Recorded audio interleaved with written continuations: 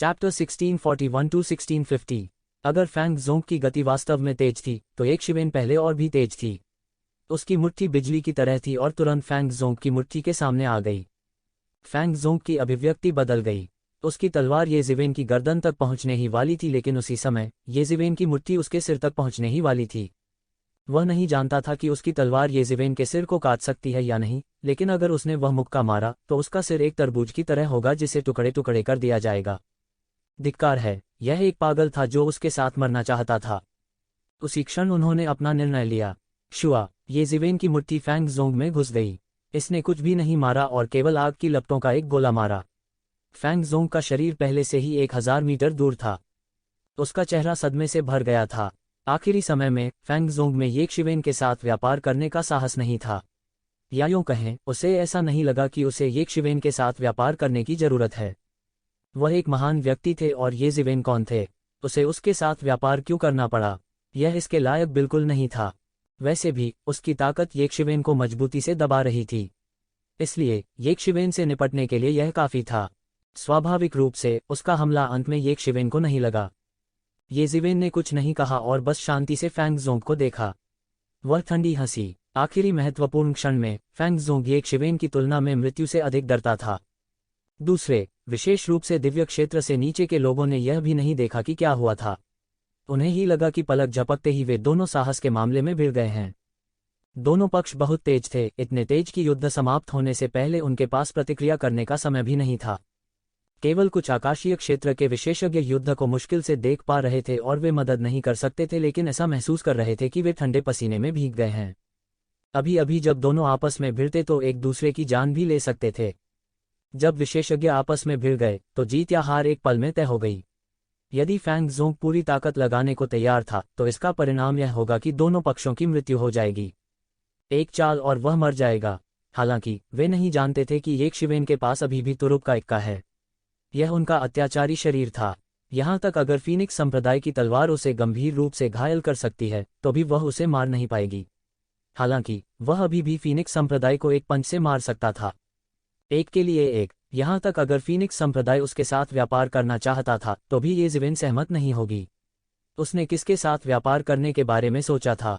कोई भी स्पष्ट रूप से नहीं देख सकता था कि क्या हुआ था, लेकिन यह स्पष्ट था कि फीनिक्स संप्रदाय ने ये ज़िवेन पर कोई फायदा नहीं उठाया था। नहीं तो ऐसा नहीं होता। क्या आपको बहुत गर्व नहीं है? मुझे लगता है कि यह सिर्फ इतना ही है। ये ज़िवेन ने उपहास किया और कहा, आपके पास एक तेज जीभ है। हालांकि इस समय एक तेज जीभ बेकार है। फीनिक्स संप्रदाय किस प्रकार का व्यक्ति था, इसलिए स्वाभाविक रूप से वो ये शिवेन के बहकावे में नहीं आएगी। जैसे ही इसने अपने शरीर को स्थिर किया, इसने तुरंत एक शिवेन की ओर फिर से वार किया। तलवार के छूटते ही सारा आकाश आग के समुद्र में गिर पड़ा जान पड़ता था। इसने पूरे अंतरिक्ष में लौ कानून का दंगा शुरू कर दिया। अचानक ये एक शिवेन की ओर जल गया। तलवार की रोशनी में भयानक मारक क्षमता थी और इसने आकाश और पृथ्वी को ढंक लिया। तलवार सीधे एक शिवेन के चेहरे पर लगी। इसने उसे प्रतिक्रिया करने का जरा सा भी समय नहीं दिया। रफ्तार और भी तेज थी। एक ठंडी रोशनी पहले आई। यह सीधे अंतरिक्ष में घुस गया। ये ज़िवेन की अभिव्यक्ति नहीं बदली। उनके शरीर से एक शक्तिशाली आभा निकली जो उनके परिवेश की रक्षा करने वाले ज्वाला कानूनों की परतों में विकसित हुई। इस समय ये ज़िवेन ने भी सीधे मुक्का मारा। वह तलवार की ओर लपका। हालांकि तलवार तेज और बेहद तेज थी, ये शिवेन की गति बिल्कुल भी धीमी नहीं थी। यह सिर्फ हमले को पूरा करने के लिए हुआ। बूम! दोनों पक्ष फिर भिड़ गए। ये ज़िवेन आग की लपटों से भरे आकाश को पार कर गई, लेकिन तलवार की रोशनी ने उसके शरीर को पूरी तरह से प्रभावित कर दिया। ये ज़िवेन के शरीर में ऊर्जा की एक प्रचंड लहर लगातार उमड़ रही थी। Thump thump thump! ये ज़िवेन कुछ कदम पीछे हटे और उसके बाद ही उन्होंने आकाश को ढकने वाली तलवार की रोशनी द्वारा लाई गई अतुलनीय शक्तिशाली शक्ति को दूर करने का प्रबंधन किया। हालांकि उनकी अपनी ताकत बहुत अधिक थी, लेकिन खेती के स्तर के मामले में वास्तव में एक कमी थी। यदि वह केवल एक नियमित स्तर 7 दिव्य क्षेत्र का विशेषज्ञ होता तो वह शायद तलवार की रोशनी से धूल में मिल जाता। दूरी में कई दिव्य क्षेत्र और यहाँ तक आकाशीय क्षेत्र के नीचे के एक कबीले के शिष्यों ने भी इस दृश्य को देखा और उनके भाव बहुत बदल गए। दोनों के बीच लड़ाई के बाद के परिणाम उन्हें मौत के मुंह में दबा सकते थे। वे नश्वर नहीं बल्कि देवता प्रतीत होते थे। ये ज़िवेन अपनी शक्तिशाली ताकत के तहत लगातार पीछे हटते रहे। हालांकि उनकी ताकत पहले ही बीशन ज़्यू को पार कर चुकी थी, फिर भी उनके और फीनिक्स संप्रदाय के बीच एक बड़ी खाई थी। शुरुआती दिव्य क्षेत्र पर हावी होने वाली भयानक ताकत वह थी जहां फीनिक्स संप्रदाय का सच्चा विश्वास था। यह भी मूलभूत कारण था कि बीशान जू को येज़िवेन द्वारा आसानी से पराजित होते देखकर फीनिक्स संप्रदाय ने हमला करने का साहस किया। यह सिर्फ बीशन जू था। अगर वह हार गई तो ऐसा ही हो। येशिवेन इस तरह के डर के लायक नहीं थी। इसके अलावा अपनी हैसियत के साथ ये कबीले के पुराने घोंसले में भी वह अब भी बेलगाम रहेगा। तुम मेरे सामने घमंडी होने की हिम्मत करते हो। देखो कहीं मैं तुम्हें अपन तो नहीं कर देता। वह ठंड से सूंघा। इससे पहले कि उसकी आवाज फीकी पड़ती, उसका फिगर येशिवेन के सामने आ चुका था। फिर उसने तलवार की तेज रोशनी के साथ अपनी तलवार को येशिवेन की ओर पटक दिया। उसने सैकड़ों लड़ाइयां लड़ी थीं और उसके युद्ध के अनुभव को असामान्य रूप से समृद्ध कहा जा सकता है। एक नज़र से वो बता सकता था कि येशिवेन अभी भी उस स्थिति में था जहां उसका पैर अस्थिर था। यह भी कहा जा सकता था कि येशिवेन ने अभी तक अपने पैरों को स्थिर नहीं किया था, इसलिए उसने इस समय सीधे उस पर झपट्टा मारा। येशिवेन ने तलवार की रोशनी से अभी अभी दूर की गई भारी ताकत का फायदा उठाते हुए एक बार फिर आगे की ओर बढ़ाया। येशिवेन के पास केवल अपने हाथ फैलाने का समय था और उसकी रक्षा के लिए एक इंद्रधनुषी प्रकाश फूट पड़ा। टकराना। एक और अत्यंत शक्तिशाली शक्ति ने उस पर कार्रवाई की और येशिवेन बार बार पीछे हट गई। इतने कम समय में दोनों ने फिर से मारपीट की। ये क्लैन में हर कोई चिंता किए बिना नहीं रह सकता था। स्थिति को देखते हुए ऐसा लग रहा था कि येशिवेन पूरी तरह से एक नुकसानदेह स्थिति में आ गई थी। वास्तव में बीशान जू के साथ पिछली लड़ाई की तुलना में स्थिति और भी खराब दिख रही थी। हालांकि बहुत से लोगों को लगता था कि येशिवेन सरल नहीं थे, इस स्थिति में वे सभी पहलुओं में पूरी तरह से नुकसान में थे। ऐसा लग रहा था कि उसके लिए टेबल को पलटना असंभव था। इस समय ये कून भी युद्ध के परिणाम को नहीं देख सके। दूसरे शब्दों में उसका हृदय निराशावादी होने लगा। हालांकि वह येशिवेन से भी नफरत करता था, फिर भी उसे उम्मीद थी कि येशिवेन फीनिक्स कबीले को हरा सकता है। उसके पास येशिवेन का अहंकार काफी था। यहाँ तक उसके जैसा घमंडी व्यक्ति भी इस घमंडी और अहंकारी फीनिक्स कबीले के सामने पराजित हो सकता था। एकमात्र व्यक्ति जो पूरी तरह से अप्रभावित था वह शायद यह कानूनविहीन और दुस्साहसी येशिवेन था। अगर येशिवेन को कुछ पता होता तो भी वो शायद नहीं डरता। ये कून की समझ के अनुसार वास्तव में ऐसा कुछ भी नहीं था जो येशिवेन नहीं कर सकती थी। वह केवल एक अधर्मी व्यक्ति था। जब तक कोई उसे उकसाता तब तक स्वर्ग के राजा को भी जमीन पर पटक दिया जाता। टकराना, टकराना, टकराना। एक पल में दोनों पक्षों ने पहले ही हजारों वार कर लिए थे। अंत में युद्ध के मैदान में येशिवेन पीछे हटते और पीछे हटते रहे। लगभग हर बार वह बहुत दूर विस्फोट कर दिया गया था। पूरा युद्ध क्षेत्र भी लगातार हिल रहा था। यदि येशिवेन ने सचेत रूप से युद्ध के मैदान के दायरे को नियंत्रित नहीं किया होता तो संपूर्ण मानव गुप्त क्षेत्र पूरी तरह से नष्ट हो गया होता। यहाँ तक कि पृथ्वी गुप्त प्रदेश भी जीवित नहीं रह पाता। हालांकि पृथ्वी गुप्त क्षेत्र में कई दिव्य क्षेत्र विशेषज्ञ थे, लेकिन जब आकाशीय क्षेत्र के विशेषज्ञों के बीच लड़ाई का सामना करना पड़ा तो वे शायद बहुत काम के नहीं होंगे। यहाँ तक हेवन सीक्रेट टेरिटरी में भी केवल कुछ पुरानी प्राचीन वस्तुओं में ही उन्हें रोकने की क्षमता थी। काय करते येशिवेन ऐसा लगता है कि वह अब और नहीं रुक सकता। एक ये कबीले के शिष्य ने चिंतित होकर कहा। पूरी स्थिति को देखते हुए येशिवेन को बिल्कुल भी फायदा नहीं हुआ। हाँ, अगर ऐसा ही चलता रहा तो मुझे डर है कि वह फीनिक्स कबीले द्वारा पीट पीट कर मार डाला जाएगा। धिक्कार है, क्या हम केवल इस तरह देख सकते हैं? ये कबीले के शिष्यों की चिंताओं की तुलना में बीशन सुए जो विशेषज्ञ लेकर आए थे वे सभी खुश थे। अभी अभी बीशन सू को येशिवेन ने हरा दिया, जिससे वे पूरी तरह से हार गए। इस समय वे कैसे जी जान से उसका मजाक नहीं उड़ा सकते थे। वह मर चुका है। यह येशिवेन, क्या वह वास्तव में सोचता है कि वह दुनिया में अद्वितीय है? हाँ, मुझे लगता है कि वह केवल इतना ही है। उसने अभी कुछ दुष्ट तरीका इस्तेमाल किया है। यह दुष्ट तरीका उसके अपने जीवन को जला रहा होगा। अज्ञानी। इन उपहासों का सामना करते हुए ये कून ने तिरस्कार में अपने होंठ सिकोड़ लिए। वह और कुछ कहने की जहमत नहीं उठा सकता था।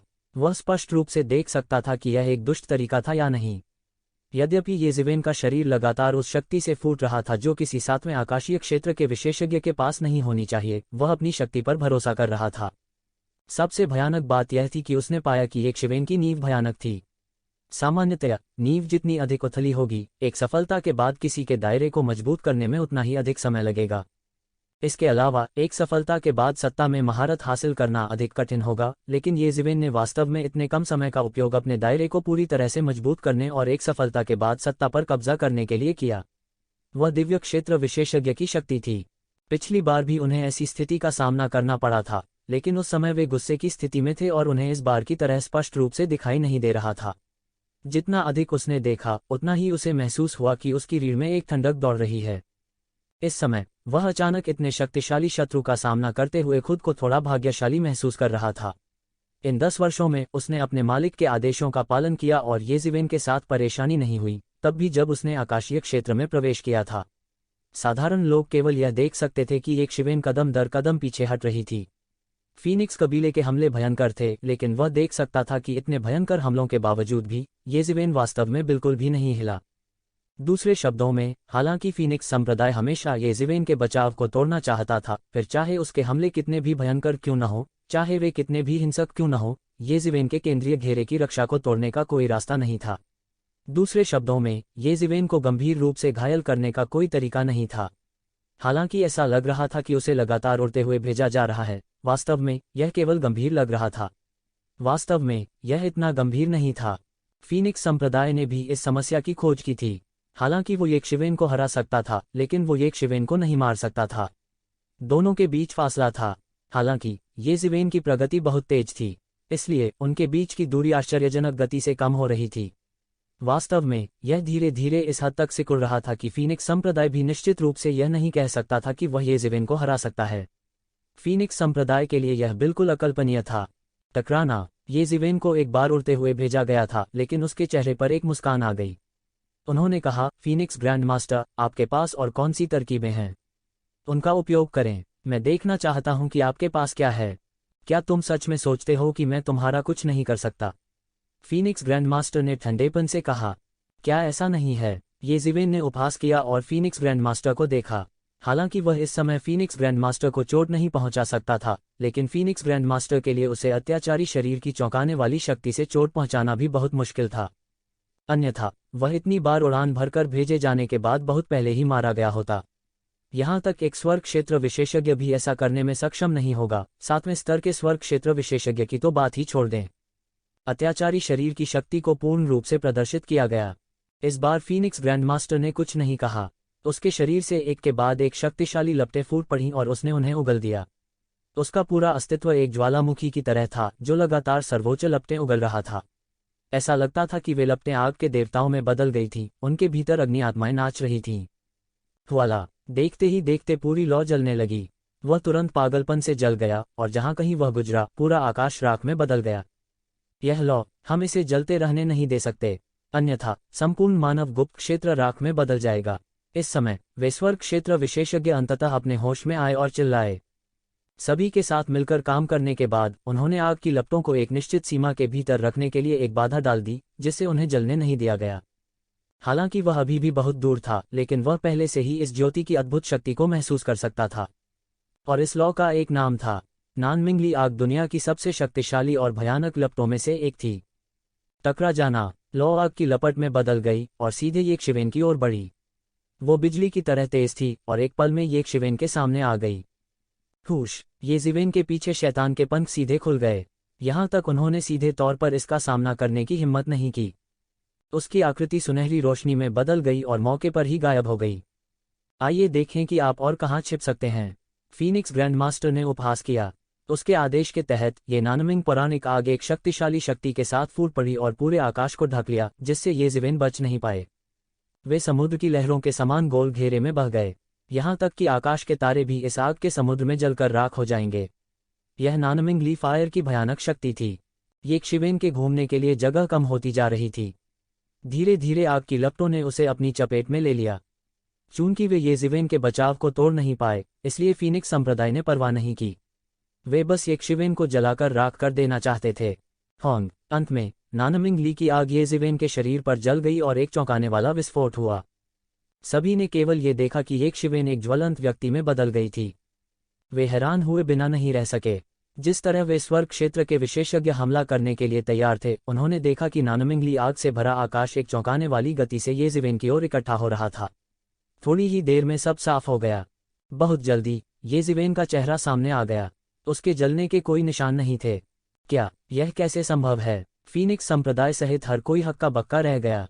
वे सब हक्का बक्का रह गए।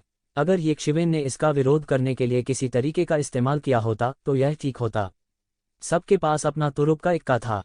भले ही वे इसे न समझें, यह आश्चर्य की बात नहीं होगी। हालांकि ये जिवेन ने नानमिंग ली की सारी आग को अवशोषित कर लिया था। असंभव, मेरी नानमिंग ली फायर को अत्यधिक परिष्कृत किया गया है। वह इसे कैसे अवशोषित कर सकता है? भले ही वह एक लावा प्राणी हो, वह जलकर राख हो जाएगा। फीनिक्स संप्रदाय ने अविश्वास में कहा। उसने संकोच नहीं किया और फिर से तलवार से वार किया। यह आग की लपटों से भरे आकाश में बदल गया और सब कुछ जला दिया। लेकिन पहले की तरह येजिवेन ने जल्दी से सारी लपटों को अवशोषित कर लिया। यह ऐसा था जैसे नानमिंग ली फायर सिर्फ एक साधारण लौ थी जो उसके लिए कोई समस्या पैदा नहीं कर सकती थी। फीनिक्स संप्रदाय ने इस पर विश्वास नहीं किया। वह नानमिंग ली फायर को बुझाता रहा, लेकिन हर बार ये जीवेन इसे आसानी से अवशोषित कर लेता था। अंत में उसने इस बेकार के प्रयास को रोक दिया क्योंकि उसके शरीर में मौजूद नानमिंग ली फायर को उसने ही परिष्कृत किया था। यह अनंत नहीं था, इसलिए वह इसे इस तरह बर्बाद नहीं कर सकता था। उसने अपनी तलवार पकड़ ली और ये जिवेन से ठंडेपन से कहा, आप मेरी नानमिंग ली फायर का उपयोग कर रहे हैं। तू जिवेन ने ठंडेपन से कहा, आपने वास्तव में मेरे माध्यम से देखा। क्या अफसोस है, मैं बहुत करीब था। हुश, जैसे ही उन्होंने बोलना समाप्त किया, उनके शरीर से अनगिनत लपटें अचानक फूट पड़ीं। वे उसके शरीर पर भयंकर रूप से जलते थे, जिससे वह एक ज्वाला सम्राट जैसा दिखता था। इसके अलावा वे सभी नानमिंग ली फायर थे। आप वास्तव में नानमिंग ली फायर का उपयोग कर सकते हैं। यह असंभव है। यह मेरे कबीले की जादुई शक्ति है। बाहरी लोगों के लिए इसे सीखना असंभव है। क्या आपके पास भी मेरे कबीले का खून है? फीनिक्स संप्रदाय ने येजिवेन को सदमे में देखा। यह येजिवेन द्वारा अपने नानमिंग ली फायर को जबरन अवशोषित करने से भी ज्यादा चौंकाने वाला था। घमंड मत करो, येजिवेन ने उपहास के साथ कहा। उनके शरीर में पंचतत्व कियान युआन आरेख तेजी से अग्नि तत्व को परिष्कृत कर रहा था। पृथ्वी और जल तत्व के बाद अग्नि तत्व पूरा होने वाला था। यह 5 तत्व कियान युआन आरेख साधारण 5 तत्वों के साथ परिष्कृत नहीं किया जा सका। लेकिन जाहिर है, नानमिंग ली फायर निश्चित रूप से इस शर्त को पूरा करते हैं। दुनिया में रहस्यमय आग के बीच नानमिंग ली फायर निश्चित रूप से शीर्ष स्थान पर था। सबसे महत्वपूर्ण बात, उन्होंने पाया कि उनके शरीर में रहस्यमय आग वास्तव में नानमिंग ली फायर थी। वह फीनिक्स संप्रदाय के नानमिंग ली फायर को आसानी से अवशोषित करने में सक्षम था और नानमिंग ली फायर के इस बिट का एक अविभाज्य संबंध था। यह नानमिंग ली फायर फीनिक्स कबीले की जादुई शक्ति होने की अफवाह थी। यह एक प्राकृतिक जादुई शक्ति थी। बाहरी लोगों के लिए इसका उपयोग और नियंत्रण करना असंभव था, लेकिन येजिवेन ने बहुत समय पहले ही नानमिंग ली फायर को वश में कर लिया था। सबसे महत्वपूर्ण बात यह थी कि यह उसके शरीर में लगातार पोषण और प्रजनन कर सकता था। उन्होंने महसूस नहीं किया कि पहले कोई समस्या थी क्योंकि लगभग सभी अग्निगुण तकनीकों ने लौ को इस तरह से पोषित किया। यद्यपि प्रत्येक तकनीक की अपनी गहराई थी, संक्षेप में वे मूल रूप से समान थीं। लेकिन अब जब उसने इसके बारे में सोचा तो यह सही नहीं था कि यह नानमिंग मिथिकल फायर था। यह फीनिक्स जाति की जादुई शक्ति थी। यहाँ तक कि फीनिक्स जाति में भी केवल शुद्ध रक्त वाले फीनिक्स ही इसका उपयोग कर सकते थे। हालांकि येजिवेन बिना किसी बाधा के इसका इस्तेमाल कर सकती थी। ऐसे में एक ही संभावना थी, फीनिक्स पुनर्जनन तकनीक। यह एकमात्र व्याख्या थी जो बता सकती थी कि क्यों येजिवेन नानमिंग ली फायर का उपयोग करने में सक्षम थी, जबकि वह फीनिक्स जाति का सदस्य नहीं था। उन्होंने सैकड़ों वर्षों तक फीनिक्स पुनर्जनन तकनीक का अभ्यास किया था। उनकी काया कुछ हद तक फीनिक्स कबीले के समान होने के लिए रूपांतरित होना शुरू हो गई थी। येजिवेन ने पहली बार में कुछ भी नोटिस नहीं किया क्योंकि इससे उसका भौतिक शरीर और अधिक शक्तिशाली हो गया था और उसकी चीख होने की क्षमता अधिक थी। अब जब उसने इसके बारे में सोचा तो यह निश्चित रूप से फीनिक्स रीजनरेशन तकनीक के कारण ही हुआ होगा कि वह नानमिंग ली फायर को नियंत्रित कर सका। उन्होंने 5 तत्वों कियान युआन आरेख के अग्निभाग को परिष्कृत करने के लिए लगातार नानमिंग ली फायर का उपयोग किया। यदि वह जारी रख सकता है तो अग्नि तत्व वाला भाग जल्दी से परिष्कृत हो जाएगा। उस समय 5 तत्वों कियान युआन आरेख की शक्ति एक स्वर्ग स्तरीय जादू उपकरण की बेड़ियों को पार कर जाएगी और उसकी ताकत में बहुत सुधार होगा। लेकिन यह अफसोस की बात थी कि अंतिम समय में फीनिक्स संप्रदाय द्वारा उनकी खोज की गई थी। बाकी कुछ ज्यादा नहीं लगता था, लेकिन अगर वह इसे खुद ही पूरा करना चाहता तो इसमें बहुत समय लगता। यह अफसोस की बात है कि मैं इतना करीब था, अन्यथा जब मैं समाप्त कर लूंगा तो तुम्हें दबाना केक का एक टुकड़ा होगा। येजिवेन ने आह भरते हुए कहा, क्या मजाक है? क्या आपको लगता है कि आप मेरे विरोधी हैं? आप दिव्य लोक के 7वें स्तर के हैं। इतना घमंडी होने के लिए आपके पास क्या योग्यताएं हैं? फीनिक्स संप्रदाय ने उसे ठंडी दृष्टि से देखा। मैं आज आपको अपनी असली ताकत बता दूंगा। उद्धरण चिन्ह। बूम! एक पल में अनगिनत अत्याचारी ची उसके शरीर से बाहर निकल गए और कानून पूरी तरह से उसके चारों ओर प्रकट हो गए। फिर ये ची जलने लगी। उसकी नानमिंग ली आग में जल रही थी, जिससे उसके पूरे व्यक्ति को ऐसा महसूस हो रहा था जैसे वह आग के समुद्र में है। वह अग्नि के देवता थे। येशिवेन ने महसूस किया कि फीनिक्स संप्रदाय की ताकत में बहुत सुधार हुआ है। नानमिंग फायर के कारण उसके शरीर की क्षमता फूटने के लिए उत्तेजित हो गई थी। हालांकि उसकी मौजूदा ताकत अभी भी येशिवेन को दबाने के लिए काफी थी, लेकिन वो अब और देर नहीं करना चाहता था। वह येशिवेन को एक ही बार में मारना चाहता था ताकि किसी भी अप्रत्याशित घटना से बचा जा सके। शुरू से ही जब उन्होंने येशिवेन को देखा तो उन्होंने पाया कि बहुत सी ऐसी चीजें थीं जो उनकी उम्मीदों से परे थीं। कोई फर्क नहीं पड़ता कि आपके पास क्या मतलब है, मेरे सामने जो वास्तव में गंभीर है, आप बस कमजोर हैं। फीनिक्स संप्रदाय वास्तव में गंभीर था और उसके शरीर की आभा हलकों में फैल गई। उसके पीछे फीनिक्स की हल्की सी चीख सुनाई दे रही थी। उसके चारों ओर अनगिनत लपटें जलने लगीं। हालांकि येशिवेन ने इससे पूरी तरह से अलग लौ का आभास महसूस किया। यह निश्चित रूप से सिर्फ नानमिंग फायर नहीं था, कई अन्य प्रकार की असामान्य लपटें थीं जो येशिवेन ने पहले कभी नहीं देखी थीं। इसके अलावा वे साधारण किस्में नहीं थीं। यह इतने प्रकार की लपटें हैं। फीनिक्स संप्रदाय ने उन्हें कैसे प्राप्त किया? Nanming mythical fire, glazed golden fire, netherworld ghost fire. Oh my God! ये परिवार के कुछ ज्ञानी आकाशीय क्षेत्र के विशेषज्ञ जब इतनी सारी लपटें देखते हैं तो आश्चर्य से चिल्लाए बिना नहीं रह सकते थे। वे महसूस कर सकते थे कि इन लपटों में से किसी एक में बड़ी शक्ति है। आमतौर पर यह एक ऐसे व्यक्ति के लिए बहुत अच्छा होगा जिसने एक अग्नि गुण साधना पद्धति विकसित की है कि वह उनमें से किसी एक को एकत्र करने और इसे परिष्कृत करने में सक्षम हो। इतनी सारी अजीब लपटों की तो बात ही छोड़ दें। एक नज़र में वे 20 से अधिक प्रकार की लपटों को भेद सकते थे। बहुत से लोग तुरंत अविश्वास में थे। इतनी सारी लपटों को देखना असामान्य रूप से भयावह था। केवल एक प्रकार की नानमिंग मिथिकल फायर की तुलना में उनकी शक्ति में न जाने कितनी बार वृद्धि हुई थी। एक क्षण के लिए आकाश में अंधेरा छा गया और सूर्य और चंद्रमा ने अपना प्रकाश खो दिया। आग के कानून से दुनिया के सभी कानून पूरी तरह से डूब गए थे। लपटें आकाश में एकमात्र शासक बन गईं। यह वास्तव में भयानक है।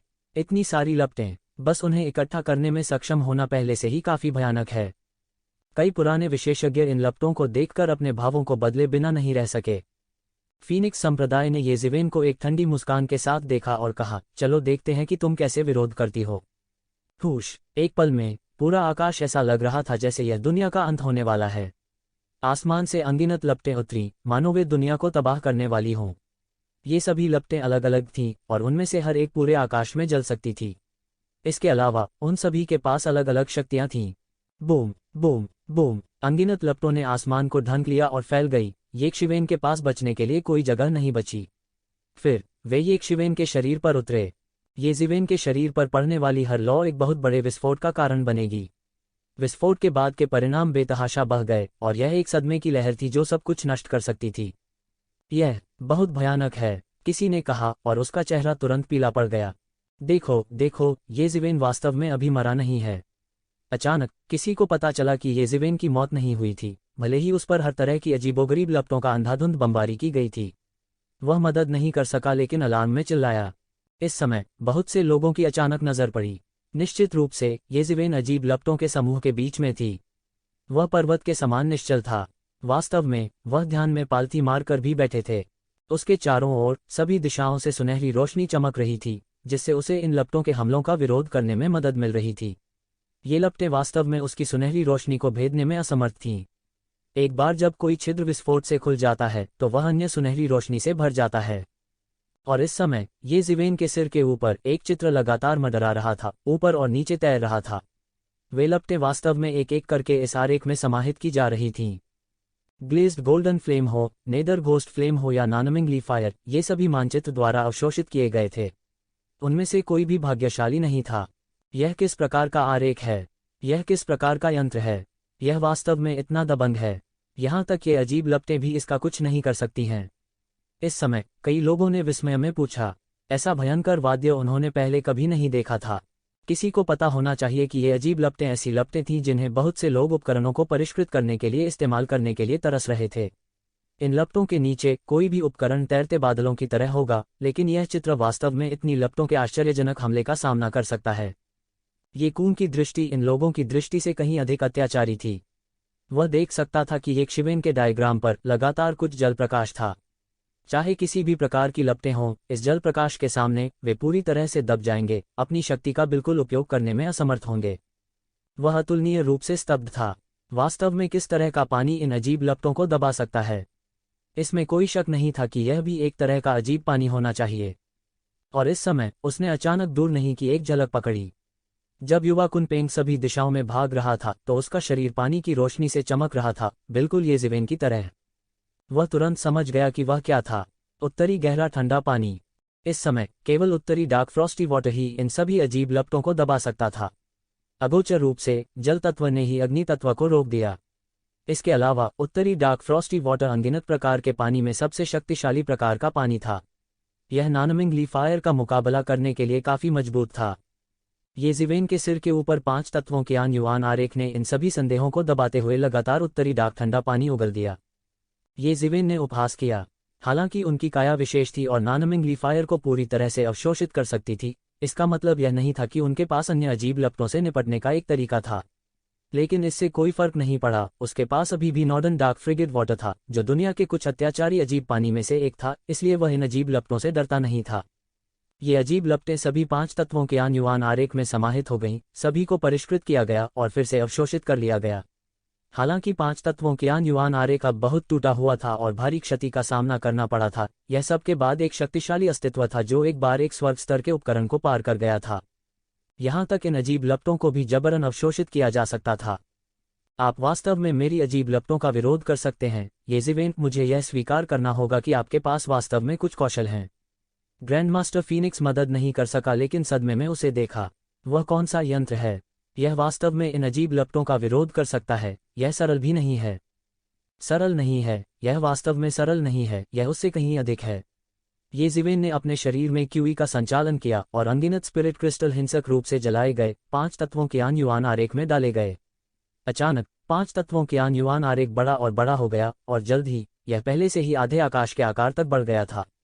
फिर 5 तत्वों के आन युआन आरेख से एक मजबूत चूषण बल बाहर निकला और अग्नि तत्व की शक्ति पागल हो गई थी। आसमान से गिरी ये अजीब लपटें सब उसमें समा गईं। आप अपने वाद्य यंत्र को बलिदान करने के लिए मेरी अजीब लपटों का उपयोग करना चाहते हैं। अपने सपनों में इस समय फीनिक्स संप्रदाय ने आखिरकार ये ज़िवेन के उद्देश्य की खोज की। वह वास्तव में इन उपकरणों को परिष्कृत करने के लिए अपनी रहस्यमयी ज्वाला का उपयोग कर रहा था। वह क्रोधित हुए बिना नहीं रह सका कि उसका चेहरा लाल हो गया। उसे उम्मीद नहीं थी कि बड़ी चाल जो उसने सावधानी से तैयार की थी, ये ज़िवेन के हाथों बेकार हो जाएगी। यह उनके अजीब उपकरण द्वारा अवशोषित किया गया था। तुम्हें अभी एहसास हुआ है? बहुत देर हो चुकी है। ये ज़िवेन की गंभीर आवाज़ सुनाई दी। उसने अपने बड़े हाथ से पकड़ लिया और आकाश को ढकने वाले 5 तत्वों के आन युआन आरेख को अचानक उसके हाथ में पकड़ लिया गया और अंतहीन क्यूई उसमें डाल दी गई।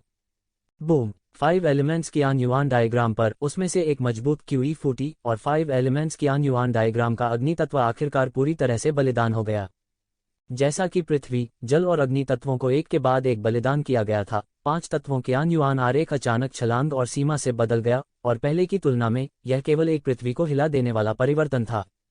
जब केवल पृथ्वी और जल तत्वों की बलि दी जाती थी तो पंचतत्व के आन युआन आरेख को केवल एक शीर्ष स्तरीय स्वर्ग स्तर के उपकरण के रूप में माना जा सकता था, लेकिन एक बार जब अग्नि तत्व की बलि दी गई तो इसकी शक्ति तुरंत एक शीर्ष स्तर के स्वर्ग से अधिक हो गई स्तरीय उपकरण, और यह पूरा कर रहा था पूर्ण परिवर्तन। यह ऐसा था जैसे कोई व्यक्ति दिव्य क्षेत्र से दिव्य क्षेत्र में प्रवेश कर रहा हो, और पहले की तुलना में यह बस बादलों और कीचड़ के बीच के अंतर जैसा था। आइए देखते हैं कि रहस्यमय लपटों के बिना आपके पास और कौन सी तरकीबें हैं, और अब आपके सभी रहस्यमय लपटें मेरे खिलाफ बेकार हैं। ये ज़िवेन ने उपहास के साथ कहा। एक पल में 5 तत्वों की आन युआन आरेख ये ज़िवेन के शरीर में एकीकृत हो गया और यह तावीज़ में बदल गया जो ये ज़िवेन के साथ मिलना शुरू हो गया। ये ज़िवेन का आभामंडल भी उड़ने लगा। मूल रूप से यह फीनिक्स ग्रैंडमास्टर की तुलना में थोड़ा खराब था, लेकिन अब यह पहले से कहीं अधिक अत्याचारी था।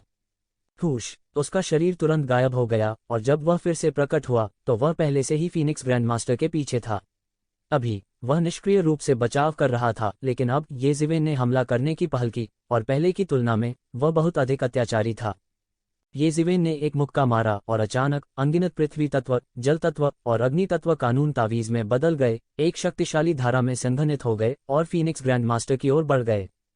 5 तत्वों के आन युआन आरेख के 3 तत्वों को परिष्कृत करने के बाद ये ज़िवेन की निपुणता और निराकारता की प्राप्ति में अचानक पृथ्वी को हिला देने वाले परिवर्तन हुए। शुरुआत की तुलना में उनकी इच्छाशक्ति की तुलना बिल्कुल भी नहीं की जा सकती थी। मुझे बलिदान के शुद्धिकरण को पूरा करने देने के लिए धन्यवाद देने के लिए आपको मेरे लिए आज्ञाकारी रूप से हारना चाहिए। ये ज़िवेन चिल्लाए और फूट पड़ी। अचानक फीनिक्स ग्रैंडमास्टर के शरीर से अंतहीन लपटें फूट पड़ीं और यह अनगिनत कानूनों में बदल गया, सीधे यक्षवेन की ओर फटा। तलवार की रोशनी भीतर छिपी हुई थी और यह आकाश को काटती हुई हल्की फुल्की दिखाई दे रही थी। द 5 एलिमेंट्स डाओ, उनमें से कोई भी एक जीवन भर के लिए खेती करने के लिए पर्याप्त है। आप जितना चबा सकते हैं उससे अधिक काट रहे हैं। ऐसा लगता है कि 5 तत्व आपस में मिल गए हैं, लेकिन वास्तव में आप पहले ही रास्ते में एक कांटे पर चल चुके हैं और आपके पास एक आंतरिक दानव है। तुम मुझे इस तरह हराना चाहते हो? आप भ्रमित हैं। फीनिक्स ग्रैंडमास्टर दहाड़ा और तलवार की आभा लगातार उसके शरीर से बाहर निकली, एक विशाल अजगर की तरह आकाश में उड़ते हुए। मैं सड़क पर एक कांटा चला गया। क्या आप नहीं जानते कि अकेला यिन नहीं बढ़ता है और अकेला यांग नहीं बढ़ता है? 5 तत्व एक दूसरे को रोकते हैं और सभी चीजों को जन्म देते हैं। यह सर्वोच्च महान दाव का सच्चा रहस्य है। आप क्या जानते हैं? ये जिवेन भी चिल्लाया। यह दोनों पक्षों के महान दाव के बीच टकराव था और किसी भी पक्ष ने हार नहीं मानी। निराकार की उनकी अपनी समझ थी। बूम! ये जिवेन का तावीज़धार और फीनिक्स ग्रैंडमास्टर की ज्वलनशील तलवार की रोशनी शून्य में टकरा गई। ये जिवेन के तावीज़धार ने एक पल में ज्वलनशील तलवार की रोशनी को तोड़ दिया। फीनिक्स ग्रैंडमास्टर की ज्वलंत तलवार की रोशनी पूरी तरह से ये जिवेन के उत्तरी अंडरवर्ल्ड कोल्ड वाटर द्वारा नियंत्रित थी और इसे पूरी तरह से दबा दिया गया था।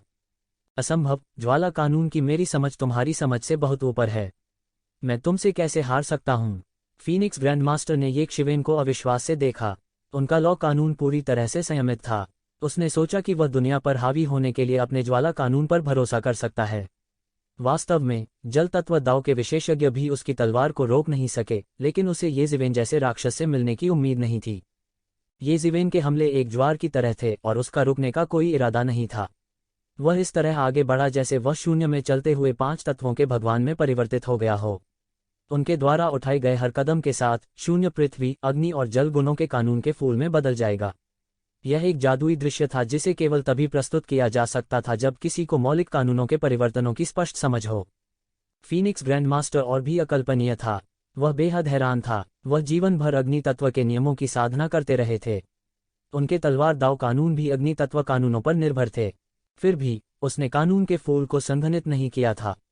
ये जिवेन ने एक ही समय में 3 मूलभूत नियमों को विकसित किया। वह कानून के फूल को कैसे सघन कर सकता है? ऐसा लगा जैसे उसने कोई भूत देख लिया हो। उसने केवल कुछ वरिष्ठ पुराने राक्षसों पर कानून के फूल का संघनन देखा था। यह असंभव है, बिल्कुल असंभव।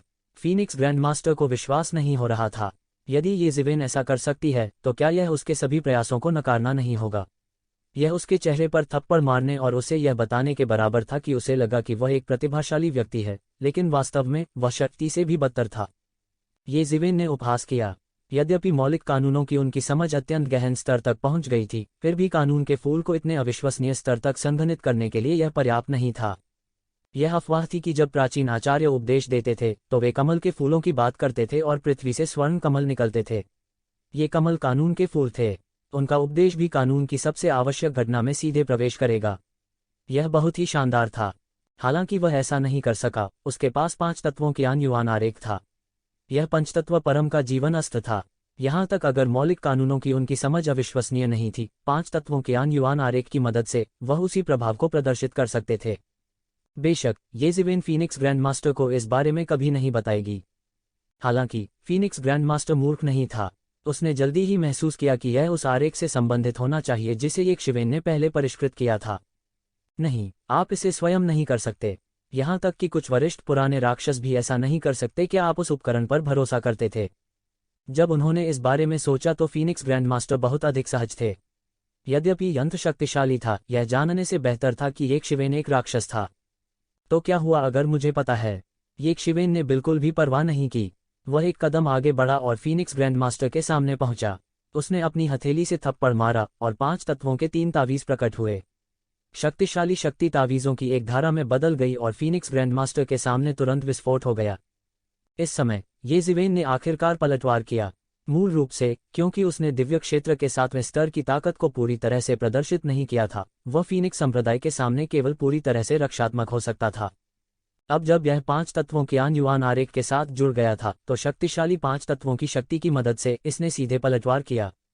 इसके अलावा 5 तत्वों के युवान आरेख की उनकी महारत तेजी से गहरी हो गई थी। 5 तत्वों की शक्ति पर उसका नियंत्रण अधिक से अधिक सुचारू हो गया था और कानून की शक्ति पूरी तरह से घनीभूत हो गई थी। फीनिक्स संप्रदाय, मुझे देखने दो कि तुम कितने समय तक अहंकारी हो सकते हो। येज़िवेन की आवाज़ एक तेज धारा की तरह थी और उसकी आभा तुरंत चरम पर पहुंच गई। यह फीनिक्स संप्रदाय की शक्ति के बराबर था।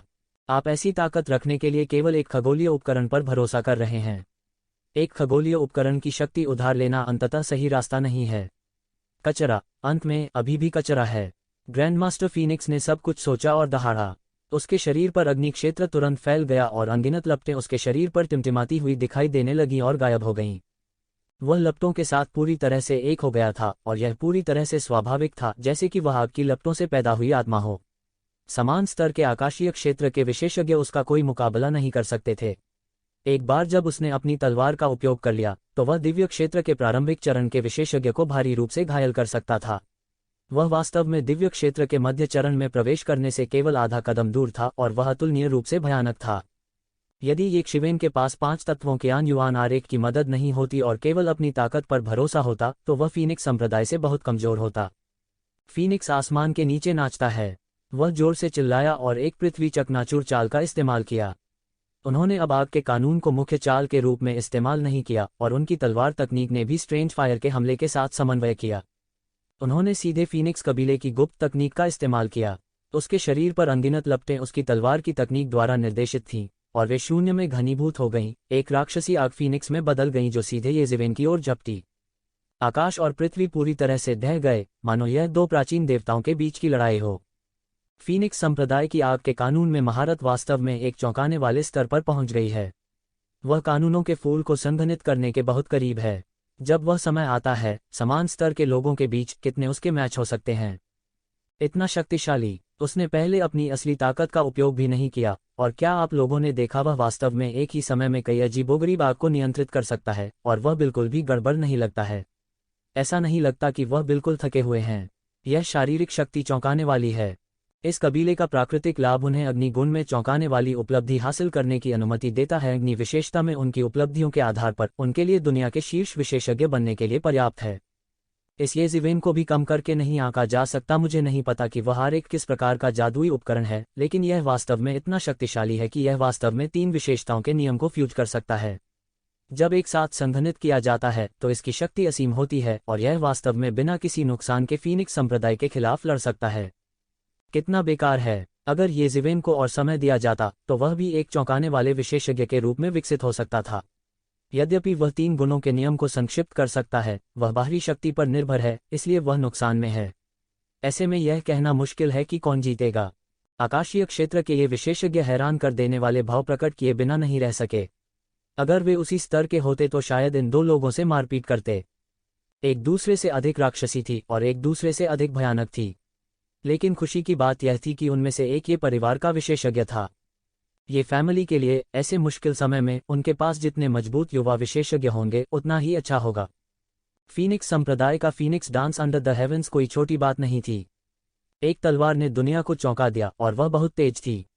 इस समय फीनिक्स संप्रदाय ने वास्तव में तलवार के रास्ते में अपनी भयानक साधना का प्रदर्शन किया।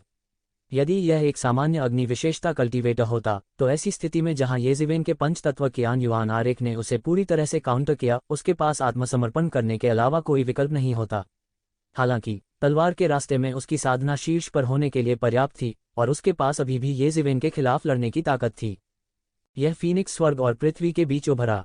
ऐसा लग रहा था कि यह एक ही सांस में पूरी दुनिया को तबाह कर सकता है। अग्नि विशेषता कानून अपने आप में अतुलनीय रूप से हिंसक था। इसके अलावा यह विनाश का नियम था। इन दोनों शक्तियों के संयोग से एक भयानक और अतुलनीय भयानक शक्ति उत्पन्न हुई। येशिवेन ने अचानक महसूस किया कि एक बुरी शक्ति उसकी ओर तेजी से दौड़ रही है। हालांकि यह कदम बुरा नहीं है, इसे दबाओ। येशिवेन जोर से चिल्लाए। यह ऐसा था जैसे कोई अधिपति उतर आया हो। फायर फीनिक्स के सामने भी वह जरा भी कमजोर नहीं था। एक बड़ा हाथ अचानक निकल गया और सीधे हवा में एक विशाल कुनपेंग में बदल गया। यह उत्तरी डार्क कोल्ड वाटर लॉ से संघनित एक कुनपेंग था। उत्तरी अंधेरे में कुन नाम की एक मछली थी और वह पेंग नाम की एक चिड़िया में बदल गई। फायर फीनिक्स के सामने कुनपेंग ने कोई कमजोरी नहीं दिखाई। उसकी आंखों में एक गर्व और अलग भाव था जो कुनपेंग की एक ज्वलंत प्रति थी जिसे येज़िवेन ने अपनी आंखों से देखा था। दूर युवा कुनपेंग भी इस कुनपेंग को देखकर उत्साह से चिल्लाया। बूम! आकाश में 2 विशाल भयंकर जानवर एक दूसरे का गला घोंट रहे थे। फायर फीनिक्स ने अपना मुंह खोला और आकाश आग से भरा हुआ था जो अंतहीन तलवार आभा के साथ मिश्रित था। यह दुनिया को नष्ट कर सकता था और कुनपेंग का पवन और जल कानून और भी कुशल था, एक जंजीर की तरह दुनिया को सील कर रहा था। दोनों पक्षों ने सीधे कानूनों की प्रतियोगिता शुरू कर दी थी। ये दो विशालकाय जानवर दोनों पक्षों के कानूनों के सबसे प्रत्यक्ष अवतार थे। बीप! फायर फीनिक्स ने एक लंबी चीख निकाली, आकाश में उड़ गई और एक विशाल लौ में बदल गई। फिर यह एक पल तेज और जरूरी में गिर गया। इसकी चोंच एक तलवार की नोक में बदल गई और एक अद्वितीय तलवार की रोशनी के साथ यह सीधे यक्षिवेन की ओर जा गिरी। इस समय कुनपेंग बिल्कुल भी धीमा नहीं था और उसके सामने अवरुद्ध होकर पानी की एक राक्षसी दीवार में बदल गया। बूम! यह एक और चौंकाने वाली टक्कर थी। आग की लपटें, तलवार की रोशनी, पानी, हवा और अनगिनत कानून एक उन्माद में टकरा गए, जिससे बड़ी दरारें बन गईं। वे दो विशाल लहरों की तरह सभी दिशाओं में फैलते हुए एक जोरदार धमाके के साथ टकरा गए। भले ही भयानक शक्ति दूर थी, दिव्य क्षेत्र के योद्धाओं और दिव्य क्षेत्र के नीचे के योद्धाओं के कपड़े अभी भी लहरा रहे थे। उनके चेहरे पीले पड़ गए थे और उन्हें विश्वास ही नहीं हो रहा था कि वे वास्तव में इतना भयानक टक्कर देख सकते हैं। मैं आग का सम्मान करता हूं और दुनिया के विनाश के महान सिद्धांत को पूरा करता हूं। मुझे कोई नहीं रोक सकता और वही आपके लिए जाता है। मरो! फीनिक्स ग्रैंडमास्टर चिल्लाया। इस विशाल ऊर्जा ज्वार में, जब कोई भी स्थिति को स्पष्ट रूप से नहीं देख सकता था, एक बड़ा अंतर खुल गया था और तलवार की रोशनी चमकदार लपटों के साथ चमक उठी, जो सीधे यज़िवेन के चेहरे पर जा रही थी। वे एक लड़ाई में यक्षिवेन को पूरी तरह से मारना चाहते थे। सुनहरे भालों और बख्तरबंद घोड़ों की जानलेवा आवाज गगनभेदी थी। यज़िवेन की प्रतिक्रिया भी बहुत तेज थी। जैसे ही आग की तलवार की रोशनी उसके चेहरे के सामने फटने वाली थी, उसने एक मुक्का मारा और सुनहरी रोशनी से भरे आकाश के साथ उससे मिला। बजना! एक तेज आवाज थी और यक्षिवेन बार बार धमाका कर रही थी। उसकी मुट्ठी पर एक बड़ी दरार प्रभावशाली रूप से दिखाई दे रही थी और खून के छींटे पड़े थे। फीनिक्स ग्रैंडमास्टर की तलवार की रोशनी ने सीधे यज़िवेन की त्वचा पर मंच के घाव को काट दिया। अगर ये यज़िवेन की गर्दन होती तो शायद इसे वहीं काट दिया जाता। युद्ध की शुरुआत के बाद यह पहली बार था। तुमने अपनी तलवार बदल ली, यज़िवेन ने शांति से कहा। उसके हाथ का घाव भी जल्दी से एक चौंकाने वाली गति से ठीक हो गया और कुछ ही समय में वह पहले जैसा हो गया। दूसरी ओर फीनिक्स ग्रैंडमास्टर और भी तेज था। बिना सांस लिए वो अपने साथ तूफान जैसा हमला लेकर आई और यक्षिवेन पर फिर से हमला कर दिया। आपको बताने में कोई बुराई नहीं है। यह फीनिक्स पंख तलवार है जो मेरे कबीले के पूर्वज के फीनिक्स पंखों से परिष्कृत है। इसकी शक्ति अद्वितीय है और यह अविनाशी है। मैं मूल रूप से फीनिक्स फेदर स्वॉर्ड का उपयोग नहीं करना चाहता था, लेकिन मुझे आपके द्वारा इस हद तक मजबूर किए जाने की उम्मीद नहीं थी। लेकिन इतना ही, तुम अब भी मेरी तलवार से मारे जाओगे। आपको बताने में कोई बुराई नहीं है। यह मेरे पूर्वज के फीनिक्स पंखों से बनी फीनिक्स पंख तलवार है। इसकी शक्ति अद्वितीय और अविनाशी है। मैं मूल रूप से इसका उपयोग नहीं करना चाहता था, लेकिन मुझे आपके द्वारा इस हद तक मजबूर किए जाने की उम्मीद नहीं थी। हालांकि वह सब है, तुम अब भी मेरी तलवार के नीचे मरोगे। फीनिक्स के पूर्वज ने शांति से कहा, जैसे उसने पहले ही यज़िवेन की मौत देख ली हो। फीनिक्स कबीले के कुलपति फीनिक्स कबीले की ताकत को देखकर ही फीनिक्स कबीले के कुलपति की भयानक ताकत को देखने में सक्षम थे। फीनिक्स पंख तलवार की शक्ति जो फीनिक्स पंखों से उसके शरीर पर परिष्कृत की गई थी, स्वाभाविक रूप से असाधारण थी। यज़िवेन के अत्याचारी शरीर की कठोरता के साथ वह वास्तव में यज़िवेन को घायल करने के लिए रेनबो गॉड रॉब और अत्याचारी शरीर की रक्षा की दो परतों को तोड़ सकता था। वह पहले से ही चौंकाने वाला था। सभी को पता होना चाहिए कि फीनिक्स के पूर्वज और यज़िवेन के बीच लड़ाई में, हालांकि यज़िवेन को उड़ते हुए भेजा गया था, वह बिल्कुल भी घायल नहीं हुआ था। अधिक से अधिक वह थोड़ा घायल हो गया था और पलक झपकते ही फीनिक्स रीजनरेशन तकनीक ने उसे ठीक कर दिया था। यह बहुत ज्यादा नहीं था। इससे कोई भी देख सकता था कि फीनिक्स पंख तलवार कितनी मजबूत थी। यह निश्चित रूप से यक्षिवेन की जान को खतरे में डालने के लिए काफी था। वे दोनों अब तक लड़ते रहे। यदि यह एक सामान्य दिव्य क्षेत्र प्रारंभिक चरण का विशेषज्ञ होता तो वे इस तरह की पागल लड़ाई के बाद टिके नहीं रह पाते। हालांकि उनमें से एक असाधारण पृष्ठभूमि से आया था और दूसरे ने असाधारण मार्शल आर्ट की खेती की थी। इन दोनों का फीनिक्स रेस से काफी लेना देना था। जिस क्षण फीनिक्स पूर्वज के शब्द उतरे, हमलों की अगली लहर तूफान की तरह आ गई। गड़गड़ाहट की लौ तलवार की रोशनी हवा के माध्यम से चुभती है और चार्ज हो जाती है। गड़गड़ाहट की ज्वाला तलवार की रोशनी हवा में फैल गई, जिससे किसी की दृष्टि गड़बड़ हो गई और आकाश ढह गया। यज़िवेन के सामने सुनहरी दीवारों की परतें दिखाई दीं। विस्फोटक शक्ति को परत दर परत सुनहरी दीवारों द्वारा अवरुद्ध किया गया था। किंग! तेज तलवार प्रकाश फूट पड़ा, सीधे मौके पर सुनहरी दीवार टूट गई।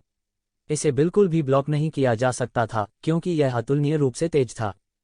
डांग! एक तेज और कर्कश आवाज थी और यक्षिवेन के हाथ में एक लंबी काली तलवार दिखाई दी। यह फीनिक्स संप्रदाय की फीनिक्स पंख तलवार से टकराया। हर जगह चिंगारी फूट पड़ी और अंधेरे दानव ऊर्जा और आग की लपटें मौके पर फूट पड़ीं, जिससे उन्माद फैल गया। वह एक राक्षसी कलाकृति है। फीनिक्स पूर्वज ने तुरंत प्रतिक्रिया व्यक्त की। मैं तुम्हें धमकाना नहीं चाहता था, लेकिन अब इससे कोई फर्क नहीं पड़ता। ये जिवेन ने उपहास किया। उसने फीनिक्स कबीले के पूर्वज के फीनिक्स पंख को परिष्कृत किया था और उसके हाथ में जो एक था वह भी शैतान सम्राट द्वारा परिष्कृत किया गया था। इसलिए यह कहना कठिन था कि उनमें से कौन दूसरे से अधिक शक्तिशाली था। ये जिवेन ने देवदूत की तलवार को अपने हाथ में पकड़ रखा था और तुरंत उड़ गई। यहां तक वह हमला करने के लिए आगे बढ़ा। ये जिवेन की ताकत उसके हाथ में देवदूत की तलवार के साथ दोगुनी हो गई थी। इसके अलावा फीनिक्स फेदर स्वॉर्ड द्वारा घायल होने के डर से उसे एक पल पहले की तरह खुद को संयमित करने की जरूरत नहीं थी। एक पल में एंजल्स की तलवार से राजसी तलवार आभा निकली। निर्णय की तलवार, ये शिवेन जोर से चिल्लाए। अचानक ऐसा लगा जैसे वह एक अजेय विशेषज्ञ बन गया हो। वह दुनिया की हर चीज का न्याय कर सकता था। सब कुछ उसके द्वारा आंका जाना चाहिए। उसकी तलवार की आभा फूट पड़ी, उसके रास्ते में सब कुछ चकनाचूर हो गया। यह तलवारबाजी की एक भयानक लंबी नदी में संघनित हो गया, जो एक ऐसी धारा में बिखर गया जो सीधे फीनिक्स संप्रदाय की ओर जा रही थी। ये जिवेन की तलवार की आभा में तलवारबाजी की उनकी अपनी समझ थी। इसने तुरंत दुनिया को दबा दिया। हालांकि फीनिक्स संप्रदाय की तलवारबाजी की समझ बेहद शक्तिशाली थी, ये जिवेन कोई कमजोर नहीं थी। फीनिक्स पूर्वज जोर से चिल्लाया। उसके शरीर पर आग की लपटें उसके फीनिक्स पंख तलवार के साथ तालमेल बिठाते हुए और तुरंत बाहर निकल गईं। बूम! दोनों पक्षों के हमले भयंकर रूप से टकराए और अचानक एक बल में बदल गए जो आकाश में उड़ गया। यह बेहद भयानक था और दृश्य अचानक गतिरोध में था। मरना! ये जिवेन के हमलों की दूसरी लहर तुरंत आ गई। यह बहुत तेज था और उसने फीनिक्स संप्रदाय को सांस लेने का बिल्कुल भी मौका नहीं दिया। पूरा मंजर एकाएक पलट गया। मूल रूप से फीनिक्स संप्रदाय लगातार हमला कर रहा था और ये जिवेन लगातार बचाव कर रही थी। लेकिन अब ये शिवेन थी जो लगातार हमला कर रही थी। हालांकि फीनिक्स संप्रदाय उस हद तक नहीं गिरा था जहां उन्हें लगातार बचाव करने की आवश्यकता थी। पहल ये जिवेन के हाथों में आ गई। दोनों पक्षों की आक्रामक और रक्षात्मक गति उलट गई है। ये कून ने इसे दूर से बहुत स्पष्ट रूप से देखा। हालांकि फीनिक्स संप्रदाय के पास अभी भी अतिरिक्त ताकत थी, पूरे आक्रामक और रक्षात्मक गति को उलट दिया गया था। अचानक पहल ये शिवेन के हाथों में आ गई। तलवारबाजी आगे बढ़ने और सभी भ्रमों को तोड़ने के बारे में थी। लेकिन अगर उन्हें केवल बचाव करने में सक्षम होने के लिए कम कर दिया गया तो उनकी गति जल्दी गिर जाएगी। इस समय फीनिक्स संप्रदाय भी असामान्य रूप से उदास था, लेकिन ऐसा कुछ भी नहीं था जो वह कर सकता था। ये शिवेन के सामने उसे कोई फायदा नहीं हुआ। मूल रूप से उसने सोचा कि फीनिक्स पंख तलवार का उपयोग उसके लिए ये जिवेन को पूरी तरह से कुचलने के लिए पर्याप्त होगा। कौन जानता था कि एक शिवन के पास भी एक देवदूत तलवार थी जो उससे कमजोर नहीं थी। एक पल में दोनों पक्षों के फायदे बराबर हो गए। लेकिन कुछ और भी भयानक था और वह यह था कि एक शिवेन की गति अभी भी बढ़ रही थी। वह अभी तक आकाशीय क्षेत्र के 7वें स्तर के शिखर पर नहीं पहुंचा था और उसकी ताकत लगभग हर पल पागलपन से बदल रही थी। थोड़ा बहुत पता लगाना शायद आसान नहीं था, लेकिन इतनी सारी चीजें एक साथ इकट्ठा हो जाना पूरी स्थिति को पलट देने के लिए काफी था। बजना! एक और जोरदार टक्कर। फीनिक्स संप्रदाय को केवल यह महसूस हुआ कि उसके हाथ पूरी तरह से सुन्न हो गए थे। उसने पागल ये शिवेन को डरावनी दृष्टि से देखा, जैसे वह किसी राक्षस को देख रहा हो। हालांकि फीनिक्स जाति को उनके शरीर की ताकत के लिए नहीं जाना जाता था, लेकिन जियानटियन जीवन रूपों के वंशजों के रूप में उनके शरीर अत्याचारी थे जो आम लोगों की कल्पना से परे थे। भले ही उन्होंने साधना न की हो, वे सामान्य लोगों से कहीं अधिक अत्याचारी थे। इसके अलावा उन्होंने हर दिन अपने शरीर को नॉनमिंगली फायर से संयत किया था। यहां तक उसी स्तर की ड्रैगन रेस भी उसके सामने कोई फायदा नहीं उठा पाएगी। लेकिन ये जिवेन अलग थी। ताकत की शुद्ध प्रतियोगिता में वह वास्तव में फीनिक्स संप्रदाय को सुन्न कर सकता था। अहंकारी होने के लिए आपको यही मिलता है। अब क्या आप मुझे बता सकते हैं कि फीनिक्स पंख के साथ आपका क्या संबंध है? ये जिवेन ने ठंडेपन से कहा। उनकी आकृति एक सुनहरी बिजली की तरह थी जो तुरंत छलांग लगा रही थी। उसके हाथ में स्वर्गदूत की तलवार हवा के विरुद्ध बढ़ी और पहाड़ की तरह वह क्षैतिज रूप से फिसल गया। बूम! एक भयानक टक्कर की आवाज आई और फीनिक्स संप्रदाय अंत में नष्ट हो गया। पहले गुप्त दायरे के तहत सीधे ग्रह में दुर्घटनाग्रस्त हो गया। पूरा ग्रह तुरंत टूट गया और अनगिनत जीव मौके पर ही मर गए। पफ! फीनिक्स संप्रदाय ने मुंह भर खून उगल दिया और उसके शरीर की सभी हड्डियां टूट गई थीं। उसने जल्दी से फीनिक्स जाति की अनूठी साधना पद्धति का उपयोग किया और उसके शरीर पर घाव आश्चर्यजनक गति से ठीक हो गए। लेकिन ये जिवेन फीनिक्स संप्रदाय को ठीक होते हुए कैसे देख सकती थी? उसने सीधे एक कदम आगे बढ़ाया और सीधे ऊपर चला गया। उसके हाथ में स्वर्गदूत की तलवार फिर से नीचे गिर गई। अब आप कर सकते हैं, बोलो बोलो। येज़िवेन की तेज दहाड़ ने पूरे पहले गुप्त दायरे को हिला दिया। टकराना, फीनिक्स संप्रदाय फिर से हजारों मील दूर नष्ट हो गया। हालांकि येज़िवेन नहीं रुका और फिर से आगे बढ़ा। वह एक पागल दानव की तरह था, मानो वह किसी बात से पूरी तरह से क्रोधित हो गया हो। क्या इस फीनिक्स फेदर को येज़िवेन से कोई दुश्मनी है? सबके मन में यह विचार आया। इस समय यह एकमात्र स्पष्टीकरण था, अन्यथा येज़िवेन इतनी लापरवाही से विस्फोट नहीं करती। ऐसा लग रहा था कि केवल ये दो शब्द ही उसके क्रोध को पूरी तरह से प्रज्वलित कर सकते हैं। उसे और कुछ करने की जरूरत ही नहीं पड़ी। दूर से बीशांसु का चेहरा और भी पीला पड़ गया था। वर्तमान येज़िवेन उसके साथ लड़ने के समय से कहीं अधिक मजबूत थी। वह एक भयंकर राक्षस के समान था। ऐसा इसलिए भी था क्योंकि फीनिक्स संप्रदाय की काया विशेष थी। अगर कोई आम आदमी होता तो इस समय तक मार दिया गया होता। यदि वह होता तो शायद एक तलवार का भी विरोध न कर पाता। येज़िवेन का कई वर्षों का आक्रोश एक ही बार में फूट पड़ा। उस समय वह एक चींटी की तरह था और वह लगभग मारा गया था। अगर यह हुआ मैंगान के अनुनय के लिए नहीं होता, अगर यह येमो के विस्फोट के लिए नहीं होता, तो उसकी मौके पर ही मौत हो सकती थी। येमो की पहली गहरी नींद थी। उनके लिए ऐसा अपमान उनके दिल में हमेशा याद रहेगा। बात बस इतनी थी कि उसे कभी वापस लड़ने का मौका नहीं मिला। अब यह सारा गुस्सा फोनिक्स संप्रदाय पर उंडेल दिया। टकराना, फीनिक्स संप्रदाय को फिर से नष्ट कर दिया गया। उसके शरीर में भयानक शक्ति कांप उठी और उसके आंतरिक अंग चूर चूर हो गए। इस बार वह और भी सीधा था और वह सीधे बेहोश हो गया। येज़िवेन का सामना करना, जिसकी आभा लगातार आसमान छू रही थी, वह अब मेल नहीं खा रहा था। मूर्छित होने से पहले वह सोच रहा था, स्वर्गलोक का मात्र 7वां स्तर इतना भयानक कैसे हो सकता है? येज़िवेन, रुक जाओ। इस समय यह देखते हुए कि फीनिक्स संप्रदाय येज़िवेन द्वारा मारा जाने वाला था, येकून के पास गोली काटने और चिल्लाने के लिए आगे बढ़ने के अलावा कोई विकल्प नहीं था। हालांकि उन्होंने बहुत करीब आने की हिम्मत नहीं की। अगर येज़िवेन ने गुस्से में अपनी समझदारी खो दी और उसे भी मार डाला, तो उसके पास रोने के लिए भी जगह नहीं होगी। सौभाग्य से, हालांकि येज़िवेन गुस्से में था, उसने अपना विवेक नहीं खोया। जब उसने येकून की बातें सुनी तो वह रुके बिना नहीं रह सका। उसने येकून को ठंडेपन से देखा और एक उचित स्पष्टीकरण चाहता था। येकून के पास यह कहने के अलावा कोई विकल्प नहीं था, येज़िवेन, यह प्राचीन फीनिक्स दायरे के फीनिक्स कबीले का दूत है। यदि आप उसे मार देते हैं तो यह हमारी मानव जाति के लिए एक बड़ा विवाद होगा। अब जबकि हम दानव जाति के साथ युद्ध कर रहे हैं, हम एक ही समय में प्राचीन फीनिक्स क्षेत्र को अपमानित नहीं कर सकते। येज़िवेन एक पल के लिए चुप हो गई। प्राचीन फीनिक्स क्षेत्र, निश्चित रूप से, जैसा कि उसने अनुमान लगाया था, फीनिक्स संप्रदाय वास्तव में प्राचीन फीनिक्स क्षेत्र से आया था। यह वह जगह थी जो उसे डराती थी, वह जगह जहां वह अपने सपनों में भी जाना चाहता था। बस इतना था कि यह बहुत रहस्यमय था। भले ही येज़िवेन प्राचीन शून्यपन में आए हों, फिर भी उन्हें प्राचीन फीनिक्स क्षेत्र के बारे में अधिक जानकारी नहीं थी। सुदूर अतीत में, इससे पहले कि मानव जाति ने दानव जाति को दूर भगाया और स्वतंत्र हो गई, फीनिक्स कबीले पहले से ही प्राचीन फीनिक्स दायरे में एकांत में रह चुके थे। अनगिनत वर्षों से ऐसे बहुत से लोग नहीं थे जो प्राचीन फीनिक्स क्षेत्र के बारे में जानते थे। हालांकि जब भी प्राचीन वीरानी में कुछ बड़ा हुआ, तो प्राचीन फीनिक्स क्षेत्र को हमेशा देखा जा सकता था। वे हमेशा चुपचाप प्राचीन वीरानी की स्थिति पर ध्यान देते रहे थे। इस बार कोई अपवाद नहीं था। दानव जाति ने अचानक आक्रमण किया और वे कई वर्षों तक पीछे नहीं हटे। यहां तक कि प्राचीन फीनिक्स क्षेत्र भी भयभीत था। येज़िवेन ने फीनिक्स संप्रदाय को देखा, जो पहले ही बेहोश हो चुका था और लगातार खून की उल्टियां कर रहा था। अचानक उसे मारना जारी रखने का उसका इरादा नहीं था। इसके विपरीत उसके दिल में कुछ उत्साह था। प्राचीन फीनिक्स क्षेत्र, प्राचीन फीनिक्स क्षेत्र, मुझे आखिरकार प्राचीन फीनिक्स क्षेत्र के बारे में जानकारी मिली। उसके लिए यह किसी और चीज से ज्यादा महत्वपूर्ण था। रही बात फीनिक्स संप्रदाय की, तो उसने बिल्कुल भी परवाह नहीं की। वह पहले सिर्फ अपना गुस्सा निकाल रहे थे।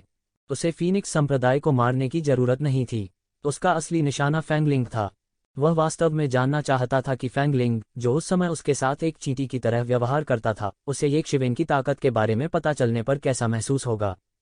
फैंगलिंग की अभिव्यक्ति निश्चित रूप से बहुत दिलचस्प होगी जब उसने उसे फिर से देखा होगा।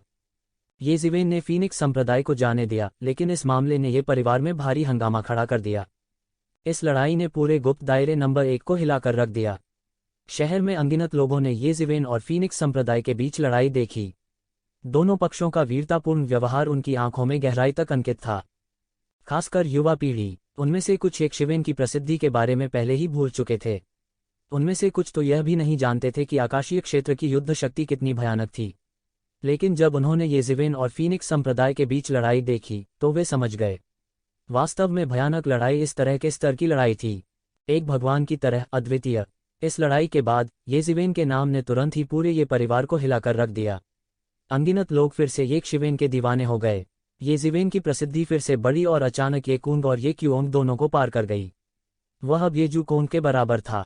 ऐसा कहा जा सकता है कि येजुकोंग ये परिवार का सबसे मजबूत व्यक्ति था। जब यह खबर ये कबीले में फैली तो पूरा प्राचीन उजाड़ हिल गया। 10 साल पहले रॉयल कोर्ट कॉन्टेस्ट के चैंपियन, रॉयल कोर्ट कॉन्टेस्ट के सबसे कम उम्र के चैंपियन। ऐसा नहीं लगता था कि ये मामले बहुत आगे बढ़े हैं, यह केवल 10 साल का समय था। जब सभी ने सोचा कि येज़िवेन गिर गया है और अपने साथियों की गति के साथ नहीं चल सकता है, तो येज़िवेन ने अपनी उपलब्धियों का इस्तेमाल उन लोगों के चेहरे पर तमाचा मारने के लिए किया जो येज़िवेन को नीची निगाह से देखते थे। यह एक क्रूर थप्पड़ था और उनके चेहरे खून से लथपथ थे। खासकर जब उन्हें पता चला कि उनका विरोधी फीनिक्स संप्रदाय था, तो अनगिनत लोग और भी हैरान थे। फीनिक्स संप्रदाय प्राचीन फीनिक्स वर्ल्ड की ओर से प्राचीन वीरानी में आया था, और ये क्लान ही एकमात्र ऐसी जगह नहीं थी जहां वे गए थे। वास्तव में ये क्लान जैसा मार्क्विस कबीला प्राचीन फीनिक्स वर्ल्ड की आंखों में प्रवेश भी नहीं कर सका। हालांकि येशिवेन की वजह से फीनिक्स संप्रदाय ने अंतिम समय में अपना विचार बदल दिया था। जिन स्थानों पर फीनिक्स संप्रदाय अतीत में गया था, उन्हें लड़ने के लिए कई विशेषज्ञ मिले थे और बिना किसी अपवाद के उनमें से कोई भी हार नहीं पाया। उसकी ताकत के सामने वे नई पीढ़ी के आकाशीय क्षेत्र के विशेषज्ञ उसके समकक्ष बिल्कुल भी नहीं थे। वे उससे हार गए और अपना चेहरा भी वापस नहीं पा सके। यदि यह कोई और होता तो विभिन्न महान शक्तियां इस मामले को इतनी आसानी से कैसे सुलझा पाती। हालांकि उन्हें प्राचीन फीनिक्स दायरे का समर्थन प्राप्त था। यह एक महाकाय था जिसने अनगिनत वर्षों के लिए उजाड़ पुरातनता को डरा दिया था। प्राचीन फीनिक्स क्षेत्र की तुलना में किसी भी कबीले या बल का उल्लेख उनके समान सांस में नहीं किया जा सकता था। प्राचीन फीनिक्स क्षेत्र की तरह एक बादशाह की ताकत 4 महान जातियों की ताकत से थोड़ी बेहतर थी। हालांकि सभी ने इसे अपनी आंखों से नहीं देखा था, फिर भी उनके पूर्वजों के हस्तलिखित नोट्स नीचे से गुजरे थे। वे अपने पूर्वजों के हस्तलिखित नोटों की प्रामाणिकता में विश्वास करते थे। हालांकि ऐसे उत्कृष्ट व्यक्ति को येशिवेन ने हरा दिया था। कई लोगों ने इसे मानने से इनकार कर दिया। हालांकि ये कबीले के लोगों ने पूरी ईमानदारी से शपथ ली थी। उन्होंने यह सुनिश्चित करने के लिए अपने पूर्वजों के नाम का भी उपयोग किया था कि उन्होंने जो कहा था वह बिल्कुल सच था। तभी सभी को येशिवेन की बातों पर विश्वास हुआ। हालांकि इसके बाद आलोचनाओं की झड़ी लग गई। जब प्राचीन फीनिक्स क्षेत्र से यह दूत प्राचीन बेरेंस महाद्वीप में पहुंचा तो येशिवेन ने उसे हरा दिया और उसे बेहोश भी कर दिया। कई पुरानी पीढ़ी इसे देखने के लिए सहन नहीं कर सकती थी, खासकर जब डेविल रेस आक्रमण करने वाली थी। उन्हें उन सभी ताकतों को एकजुट करना चाहिए जो एकजुट हो सकती हैं। येशिवेन के कार्यों ने निस्संदेह दोनों पक्षों के बीच संबंधों को नष्ट कर दिया था। यह तर्क न केवल अन्य जातियों द्वारा आयोजित किया गया था, मानव जाति के भीतर भी ऐसे बहुत से लोग थे जिन्होंने एक ही बात कही थी। यहाँ तक कि कबीले में भी ऐसी आवाज़ों की कमी नहीं थी। येशिवेन ने फीनिक्स संप्रदाय को हराया था और उसने फीनिक्स संप्रदाय को बहुत बदनाम किया था। दरअसल वह बेहोश भी हो गया था। कोई भी इस तरह की असाधारण शर्म और अपमान को सहन नहीं कर पाएगा। इसके अलावा दोनों पक्ष सहयोग पर चर्चा करने वाले थे, और यह पहली बार था कि प्राचीन फीनिक्स वर्ल्ड ने हजारों वर्षों में एक दूत भेजा था। इसने दोनों गुटों के बीच सहयोग पर एक छाया डाली थी। कुछ लोगों ने प्राचीन फीनिक्स क्षेत्र के गुस्से को शांत करने के लिए येशिवेन को सौंपने की मांग भी की। इस तरह के तूफान ने ये कबीले को भी प्रभावित किया। यह ऐसा था मानो येशिवेन मानव जाति का पापी बन गया हो और मानव जाति और प्राचीन फीनिक्स क्षेत्र के बीच सहयोग को नष्ट करना चाहता हो। येशिवेन को इसकी जरा भी परवाह नहीं थी। यदि आप किसी को दोष देना चाहते हैं तो आप हमेशा एक बहाना खोज सकते हैं। हालांकि यह पहली बार था जब वह फीनिक्स संप्रदाय की यात्रा के उद्देश्य को जानता था। यह पता चला कि प्राचीन फीनिक्स क्षेत्र ने भी आने वाली आपदा को महसूस किया था। इसलिए उन्होंने प्राचीन फीनिक्स क्षेत्र के अस्तित्व की घोषणा करने के लिए एक दूत भेजा। एक ओर वे राक्षसी दानव जाति थे, दूसरी ओर वे कुछ लाभ प्राप्त करना चाहते थे। फीनिक्स कबीला प्राचीन बेरेंस महाद्वीप का प्राचीन शासक था। वे दानव जाति के स्वर्गीय न्यायालय की तुलना में लंबे समय से इस पर शासन कर रहे थे। बाद में उन्हें महाद्वीप के सभी कुलों द्वारा खदेड़ दिया गया। अब तक सभी कबीले अभी भी प्राचीन फीनिक्स दायरे के प्रति बहुत सतर्क थे। उन्हें डर था कि प्राचीन फीनिक्स क्षेत्र फिर से प्राचीन बेरेंस महाद्वीप में अपना जाल फैलाएगा। यदि यह दानव जाति के आक्रमण के बहाने के लिए नहीं होता तो सभी कुलों ने आसानी से प्राचीन फीनिक्स क्षेत्र को प्राचीन बेरेंस महाद्वीप में फिर से अपना हाथ बढ़ाने की अनुमति नहीं दी होती। प्राचीन फीनिक्स क्षेत्र के आगमन के प्रति अन्य कुलों का प्रतीक्षा और देखने का रवैया था। आखिरकार आपदा ने उन्हें अभी तक प्रभावित नहीं किया था। वे इसे मानव जाति के भीतर नियंत्रित करने में सक्षम हो सकते हैं। वे प्राचीन फीनिक्स क्षेत्र के प्रवेश को हल्के से अस्वीकार भी कर सकते हैं। आखिरकार, यदि मानव जाति को प्राचीन फीनिक्स दायरे का समर्थन प्राप्त था, तो यह संभव था कि मानव जाति की शक्ति अचानक बढ़ेगी और अन्य कुलों को दबा देगी। हालांकि संभावना अधिक नहीं थी। किसे पता था कि दानव जाति द्वारा घेर लिए जाने के बाद मानव जाति प्राचीन फीनिक्स क्षेत्र में शरण लेगी या नहीं। केवल मानव जाति ने प्राचीन फीनिक्स क्षेत्र से दूत का स्वागत किया। इस समय मानव जाति दानव जाति के दबाव का सामना कर रही थी। यह कहा जा सकता है कि दबाव पहाड़ जितना बड़ा था। यदि कोई बाहरी मदद नहीं होती तो भी मानव जाति को भारी नुकसान उठाना पड़ता, भले ही वे आक्रमण का विरोध करने में कामयाब रहे। हालांकि प्राचीन बैरेंस महाद्वीप पर अन्य 3 कबीले वर्तमान में दानव जाति के आक्रमण का सामना कर रहे थे। हालांकि वे पहाड़ की चोटी पर बैठे थे और बाघों को लड़ते हुए देख रहे थे। वे दोनों पक्षों को भारी नुकसान होने का इंतजार नहीं कर सकते थे ताकि वे लाभ उठा सकें। इसके अलावा भले ही वे मदद के लिए लोगों को भेजने को तैयार हों, मानव जाति उनके साथ सहज नहीं होगी। आखिर वे भी मानव जाति को लोभ भरी दृष्टि से देख रहे थे। दानव जाति की तुलना में वे कोई बेहतर नहीं थे। वे सिर्फ एक ही गोत्र के गीदड़ थे। इसलिए इस समय प्राचीन फीनिक्स क्षेत्र से सहायता बहुत महत्वपूर्ण थी। प्राचीन फीनिक्स क्षेत्र शक्तिशाली था और इसकी गहरी नींव थी। हालांकि उन्हें एक ही समय में महाद्वीप के विभिन्न कुलों द्वारा अस्वीकार कर दिया गया था। इसलिए उनके लिए मानव जाति में अपना प्रभाव बढ़ाना असंभव था। इसलिए वे इस समय सबसे अच्छे मददगार थे। हालांकि ड्रैगन द्वीप और कई अन्य रहस्यमय ताकतों का अस्तित्व था, केवल प्राचीन फीनिक्स क्षेत्र ही इस समय हाथ बटाने को तैयार था। फीनिक्स संप्रदाय ऐसी परिस्थितियों में मानव जाति के लिए भेजा गया था। वर्तमान स्थिति यह थी कि मानव जाति को प्राचीन फीनिक्स क्षेत्र की आवश्यकता थी। इसलिए राष्ट्रपति फैंग ने ये कून की बिल्कुल भी परवाह नहीं की। भले ही वह ये कबीले में था, उसे जरा भी डर नहीं था। उसने ये शिवेन को जान से मारने की धमकी भी दी थी। उसने ये कबीले को अपनी आंखों में बिल्कुल नहीं डाला। उसने पहले ही गणना कर ली थी कि अगर उसने ये जिवेन को मार भी दिया तो ये कबीला उसके साथ कुछ भी करने की हिम्मत नहीं करेगा। आखिरकार यह निश्चित रूप से मानव जाति और प्राचीन फीनिक्स क्षेत्र के बीच गठबंधन को नष्ट कर देगा। मानव जाति के लिए निस्संदेह यह एक बहुत बड़ी बात थी। इसलिए ये जिवेन द्वारा फीनिक्स संप्रदाय को पराजित करने और यहां तक उसे पीटने की खबर फैलने के बाद इस तरह का हंगामा शुरू हो गया था। बेशक इसका विरोध करने वाले और इसका समर्थन करने वाले भी थे। कई लोग ऐसे भी थे जिन्हें लगता था कि एक शिवेन सही थे। आखिरकार फीनिक्स संप्रदाय वह था जो उन्हें सबसे पहले धमकाने आया था। क्या उनमें वापस लड़ने की योग्यता नहीं थी? प्राचीन फीनिक्स क्षेत्र कितना भी शक्तिशाली क्यों न हो, वे दूसरों को इस तरह धमका नहीं सकते थे। ये मानव जाति में बाज गुट के विशेषज्ञ थे। उन्होंने मानव जाति की गरिमा को बनाए रखने के लिए अन्य जातियों के साथ सख्त होने की वकालत की। इस हंगामे में ये जिवेन ने अपनी राय व्यक्त नहीं की। इसके बजाय वह स्वर्गगुप्त क्षेत्र में चला गया। अपनी ताकत और योग्यता के साथ उसे बहुत पहले ही स्वर्गगुप्त क्षेत्र में चले जाना चाहिए था। यह सिर्फ इतना था कि वह हिलने डुलने में बहुत आलसी था। इसलिए वह किसी अन्य गुप्त क्षेत्र में नहीं गया। हालांकि अब जब मानव गुप्त क्षेत्र नंबर 1 पूरी तरह से नष्ट हो गया था तो उसे न चाहते हुए भी आगे बढ़ना पड़ा। स्वर्ग के गुप्त क्षेत्र में प्रवेश करने के बाद उसने बेतरतीब ढंग से स्वर्ग के गुप्त स्थानों में से एक गुप्त क्षेत्र को चुना। उन्होंने शीर्ष रैंकिंग पर जोर नहीं दिया। आखिरकार उनके हाथों में कई ड्रैगन वेन्स थे। उसने जिस धन्य भूमि की व्यवस्था की थी वह स्वर्ग के गुप्त दायरे के शीर्ष कुछ गुप्त स्थानों से बहुत बेहतर थी। इस समय धन्य भूमि का प्रभाव बहुत सीमित था। ये जिवेन ने अपना चुनाव करने के बाद जल्दी से चेक इन किया और तुरंत बंद कमरे में प्रशिक्षण में प्रवेश किया। उन्होंने इस लड़ाई से बहुत कुछ हासिल किया था। कई चीजें जिन्हें वह समझ नहीं पाया था लड़ाई के दौरान हल कर ली गई थी, और सबसे महत्वपूर्ण बात, उसके हाथ में 5 तत्वों के युआन आरेख को परिष्कृत किया गया था। इसने अचानक 3 तत्वों को इकट्ठा कर लिया था और एक स्वर्गीय स्तर के आकाशीय उपकरण की शक्ति को पार कर गया था। यह उनके हाथ में एक और तुरुप का इक्का बन गया था। मूल रूप से वह अभी भी इस बात को लेकर सिरदर्द में था कि शेष 3 तत्वों को कैसे परिष्कृत किया जाए। हालांकि उन्होंने यह उम्मीद नहीं की थी कि 5 तत्व कियान युआन आरेख, जिसने अनगिनत रहस्यमय आग को अवशोषित कर लिया था, एक ही बार में अग्नि तत्व को पूरी तरह से संघनित कर देगा। 5 एलिमेंट्स कियान युआन डायग्राम के अलावा उसका खुद का दायरा भी लगातार सुधर रहा था। 1 महीने के बंद दरवाजे के प्रशिक्षण के बाद आखिरकार उसने स्वर्ग के 7वें आसमान के शिखर पर अपने दायरे को पूरी तरह से स्थिर कर लिया। अब उसके पास आत्मा के क्रिस्टल या आध्यात्मिक ऊर्जा की कमी नहीं थी। यदि वह कर सकता तो वह एक ही बार में शिखर तक पहुंच सकता था। वास्तव में स्वर्ग के दायरे के 7वें स्वर्ग के शिखर पर कदम रखने के बाद ये जिवेन की युद्ध शक्ति एक पूरे नए स्तर तक बढ़ गई। वास्तव में यदि वह अभी फीनिक्स संप्रदाय से लड़ता तो यह पहले की तरह परेशानी नहीं होती। केवल अपनी अत्याचारी ताकत से वह फीनिक्स संप्रदाय को जमीन पर गिरा सकता था। साथ ही उनकी विभिन्न मार्शल आर्ट का भी इसी महीने में दोबारा अभ्यास किया गया। वे और भी शक्तिशाली थे। उसने मूल रूप से एक बार फिर से समेकित करने की योजना बनाई थी, लेकिन इससे पहले कि वह ऐसा कर पाता, उसे बीशंजयू और फीनिक्स संप्रदाय के आक्रमण से मजबूर होना पड़ा।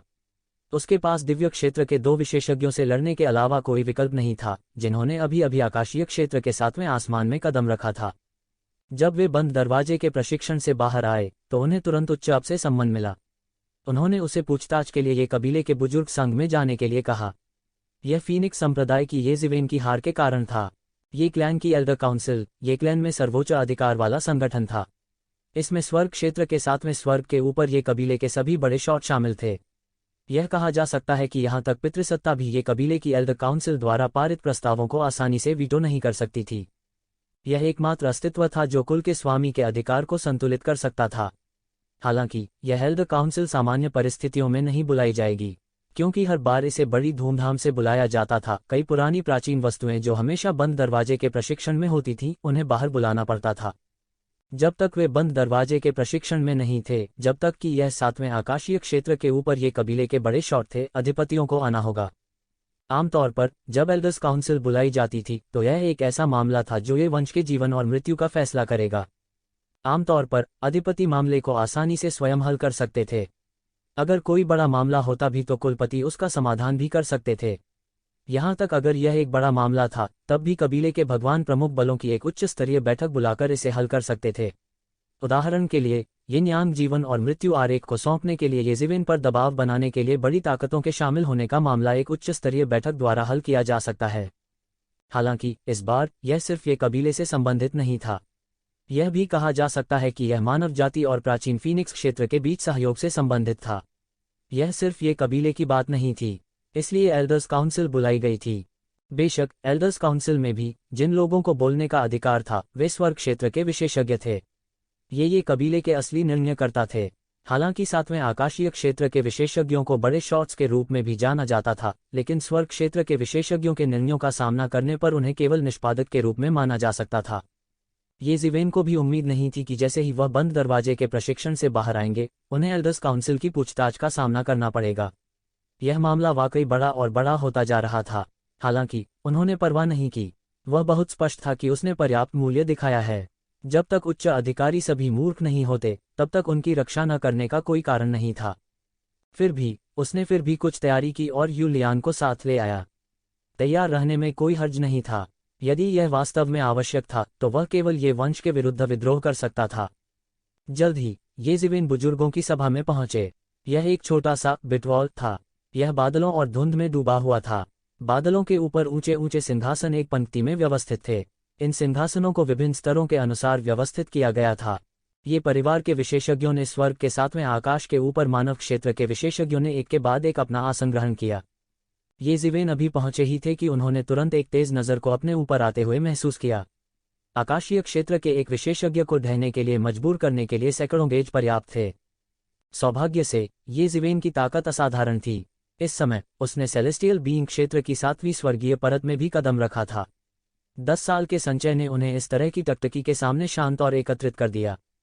आखिरकार इन 10 वर्षों के दौरान उनका संचय न केवल ताकत में बल्कि उनकी मानसिक स्थिति में भी था। यदि नहीं तो वह अंतिम क्षेत्र विशेषज्ञ की ताकत को नियंत्रित करने में सक्षम नहीं होगा। येज़िवेन, उस समय परिवार के मुखिया ये तियानकियोंग ने उसकी ओर देखा और पूछा, आपको घबराने की जरूरत नहीं है। मैंने आज आपको यहाँ इसलिए बुलाया क्योंकि मैं आपसे 2 चीज़ों के बारे में पूछना चाहता हूँ। उनमें से एक यह है कि जैसा जहाँ तक हम जानते हैं, रॉक आपके हाथों में है न? यह सही है। येज़िवेन ने सिर हिलाया।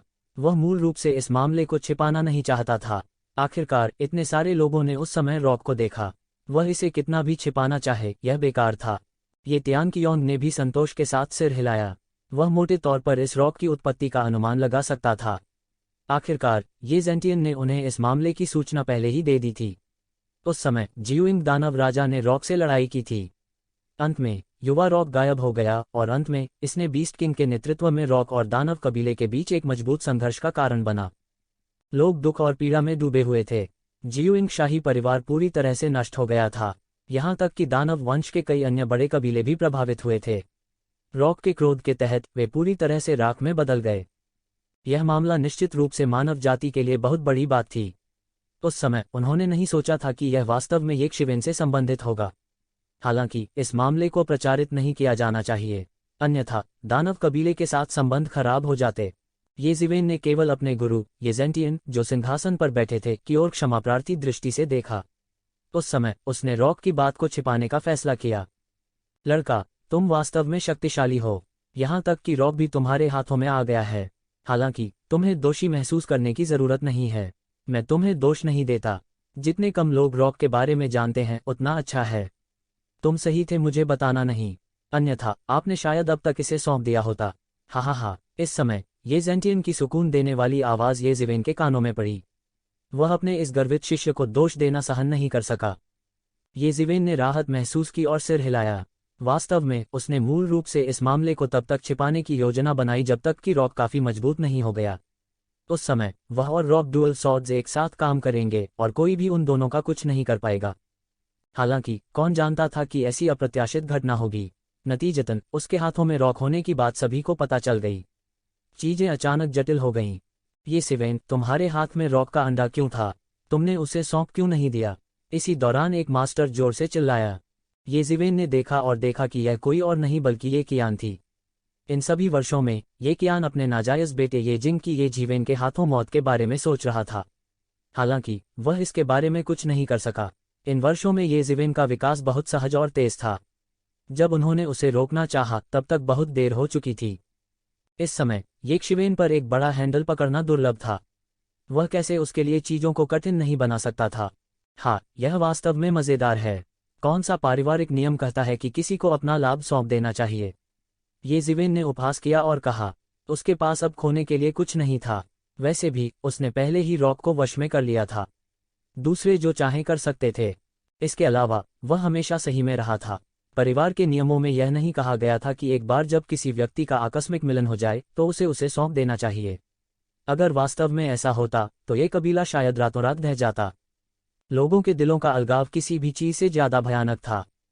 ये कियान और कई अन्य गुप्त उद्देश्यों वाले लोग इस प्रश्न से स्तब्ध रह गए। दरअसल ये क्लान के पास ऐसा कोई नियम नहीं था।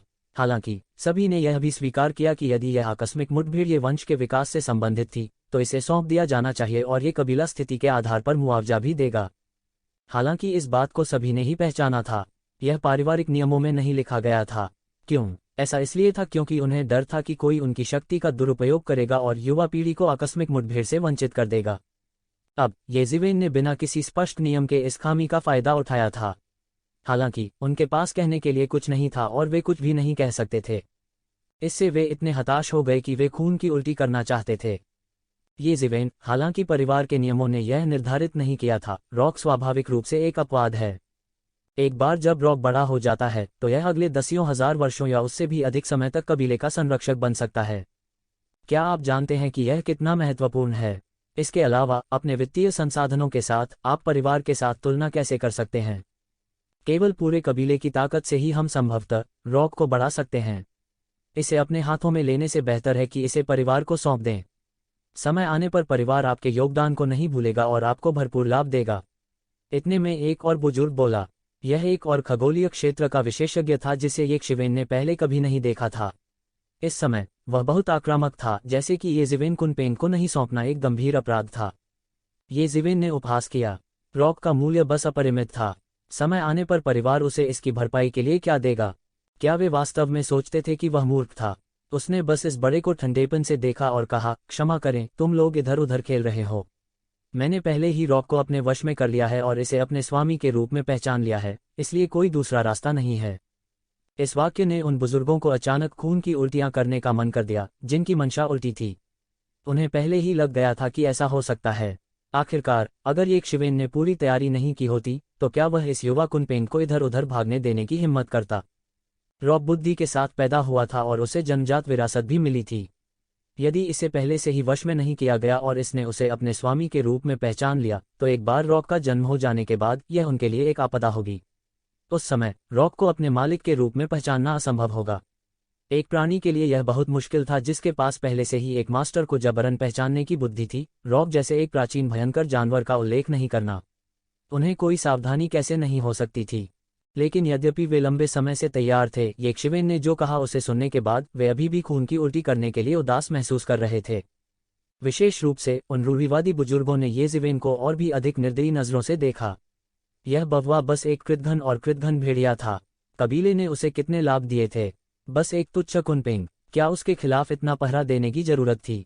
हालांकि अगर यह वास्तव में सिर्फ एक तुच्छ कुनपेंग था तो इससे निपटने के लिए एल्डर असेंबली की कोई आवश्यकता नहीं थी। इस मामले के महत्व की सीधे तौर पर येशिवेन द्वारा फीनिक्स संप्रदाय को हराने के मामले से तुलना की जा सकती थी। येशिवेन के शब्दों ने कई बुजुर्गों को उदास कर दिया था, जिनकी गुप्त मंशा थी। यह आपको अपने स्वामी के रूप में पहचानता है तो यह और भी अच्छा होगा, बस इसे हमारे परिवार को खिलाने के लिए दे दो ताकि यह और भी बढ़ सके, ये कियान ने कहा। इस दौरान कई लोगों की आंखें नम हो गईं। वास्तव में रॉक ने वास्तव में उसे अपने स्वामी के रूप में पहचाना था, लेकिन जब तक वे येशिवेन को नियंत्रित कर सकते थे, क्या इसका मतलब यह नहीं होगा कि वे रॉक को भी नियंत्रित कर सकते थे? हाँ, मुझे भी लगता है कि एल्डर ये कियान सही है। हाँ हाँ, यह सही है। अचानक समझौते का शोर मच गया। इन लोगों के समझौते के सामने येशिवेन उपहास किए बिना नहीं रह सका और फिर कहा, मुझे नहीं लगता कि यह इतना परेशानी भरा है। चूंकि परिवार इस रॉक को इतना महत्व देता है तो बस मुझे संसाधन दे दो और मैं रॉक को खिलाऊंगा। क्या यह दोनों दुनिया का सबसे अच्छा नहीं है? अनुमान। येशिवेन द्वारा कहे जाने के बाद अचानक एक बुजुर्ग मदद नहीं कर सका, लेकिन गुस्से में फटकार लगाए। उनकी योजना फिर से विफल हो गई थी। क्या आप हमारे परिवार से बेहतर इसकी देखभाल कर सकते हैं? तो क्या हुआ? यह मत भूलो कि इससे पहले मैंने उसे अकेले ही पाला था। मैंने परिवार से एक पैसा भी नहीं मांगा। येशिवेन ने स्वर्ग क्षेत्र के बुजुर्ग की ओर देखा और धीरे से कहा। उसके कहने का मतलब यह था कि जब उसने मेहनत की तो उसने परिवार से एक पैसा भी नहीं मांगा। क्या यह थोड़ा बहुत स्पष्ट नहीं था कि वह अब अपने परिश्रम का फल लेना चाहता है? बुजुर्ग का चेहरा तुरंत लाल हो गया। वह येशिवेन से नाराज था। सामान्य लोग उससे इस तरह बात करने की हिम्मत नहीं करेंगे। काफी समय हो गया था उसे ऐसे किसी से डांटे हुए, लेकिन यह व्यक्ति येशिवेन था। इतने लंबे समय के बाद वे जानते थे कि येशिवेन अलग थी। येशिवेन, जिसने पहले ही एक प्रारंभिक दिव्य क्षेत्र विशेषज्ञ को हरा दिया था, के पास उनके समान स्तर पर होने के लिए पर्याप्त हैसियत थी। युवा पीढ़ी की नज़रों से उन्हें देखना थोड़ा मज़ेदार था। युवा पीढ़ी में कई और शिष्य थे जो एल्डर गिल्ड में भाग ले सकते थे। यह अब सिर्फ पुरानी पीढ़ी नहीं थी, यहाँ तक कि स्वर्ग क्षेत्र के विशेषज्ञ भी थे, जैसे कि येजुकोंग, ये कियोंग और ये कुंग। ये लोग उनके समान स्तर पर होने के लिए पर्याप्त थे। हो सकता है कि अगर यह जारी रहा तो थोड़े ही समय में युवा पीढ़ी अपने पदों को बदल देगी। अब किसी की युवा पीढ़ी पर चिल्लाने की हिम्मत नहीं हुई। ऐसा इसलिए था क्योंकि उन्हें समान रूप से व्यवहार किए जाने का अधिकार था। कोई बात नहीं, यह उतना अच्छा नहीं है जितना कि मास्टर उसे व्यक्तिगत रूप से खिला रहे हैं, है ना? तू ज़िवेन ने पूछना जारी रखा। जब तक बुजुर्ग सभी अवाक थे। वास्तव में इस मामले का कोई मतलब नहीं था, चाहे वे इसे कैसे भी देखें। हालांकि वे बस उम्मीद कर रहे थे कि येशिवेन उन्हें जाने देगी। कौन जानता था कि येशिवेन का गुस्सा अब भी पहले जैसा ही था। इसे बदबूदार और सख्त कहा जाता था। यह उनके गुरु के समान ही कठोर स्वभाव का था। इनमें से कई बुजुर्गों ने उच्च स्तरीय बैठकों में येशिवेन के बुरे स्वभाव को देखा था। उन्हें उम्मीद नहीं थी कि इतने सालों के बाद भी येशिवेन का स्वभाव बिल्कुल नहीं बदला है। उल्टे यह और भी उग्र हो गया था। बहुत से लोगों ने सोचा कि येशिवेन ने फीनिक्स संप्रदाय के साथ कैसा व्यवहार किया। यहाँ तक ये कुंग जैसे अभिमानी व्यक्ति को भी सावधान रहना और मुस्कुराना पड़ता था। क्रोधित होने पर भी वह कुछ नहीं कर सकता था। उसने ऐसा करने की हिम्मत कैसे की? FCK, उसने उसे भी खटखटाया। वह कितना क्रूर था। उस समय एल्डर काउंसिल के कई लोग गुप्त क्षेत्र में भी थे और उन्होंने अपनी आंखों से देखा कि फीनिक्स संप्रदाय असाधारण रूप से अत्याचारी था। यदि वे एक ही क्षेत्र में होते तो उन्हें भी फीनिक्स संप्रदाय द्वारा पराजित किया जा सकता था। हालांकि इस तरह के एक अत्याचारी फीनिक्स संप्रदाय को येशिवेन ने बुरी तरह पीटा था। यह बस एक अधर्मी व्यक्ति था। जिसने भी उसे भड़काने की हिम्मत की, उसने उन्हें पीटने की हिम्मत की। फीनिक्स संप्रदाय का उल्लेख तो दूर, यहाँ तक एल्डर काउंसिल के कई लोगों ने भी येशिवेन के हाथों कष्ट सहा था। ये कून को एक बार येशिवेन ने जिंदा पकड़ लिया था। ये कियान का बेटा येशिवेन के हाथों मर गया था, लेकिन उसके पास बदला लेने का कोई रास्ता नहीं था। ये झेन मो के आत्मा अवतार को येशिवेन ने सबके सामने उड़ा दिया था। बाद में येशिवेन ने व्यक्तिगत रूप से उतरने के बाद उसे पीछे हटने के लिए मजबूर कर दिया था। यह एक कड़वा, खूनी इतिहास था। अतीत में, चाहे वह इस संकटमोचक को कैसे भी देखे, वह हमेशा बुरे मूड में रहता था। यदि यह येजेंटियन के समर्थन और उनके व्यक्तित्व के साथ पितृसत्ता के जानबूझकर या अनजाने में पूर्वाग्रह के लिए नहीं था, तो क्या ऐसा हो सकता है कि वह संतुष्ट पीछे हटना चाहते थे? हालांकि अब जब उन्होंने देखा कि उसने अहंकारी और निरंकुश फीनिक्स संप्रदाय को आधा पीट पीट कर मार डाला है, तो जब उन्होंने इसके बारे में सोचा तो उन्हें अचानक थोड़ी खुशी महसूस हुई। उन्होंने व्यक्तिगत रूप से फीनिक्स संप्रदाय के दबंग स्वभाव को देखा था और उन्होंने उन्हें अंत तक पीटा था। हालांकि पिटाई के बाद एक समस्या थी। इससे निपटने के लिए अभी भी बहुत कुछ था। पूरी एल्डर काउंसिल सवालों से गदगद थी। अगर वे बहस करना चाहते थे तो उन्हें सोचना था कि कैसे येज़िवेन ने फीनिक्स संप्रदाय की क्रूर शक्ति को क्रूरता से उड़ा दिया था।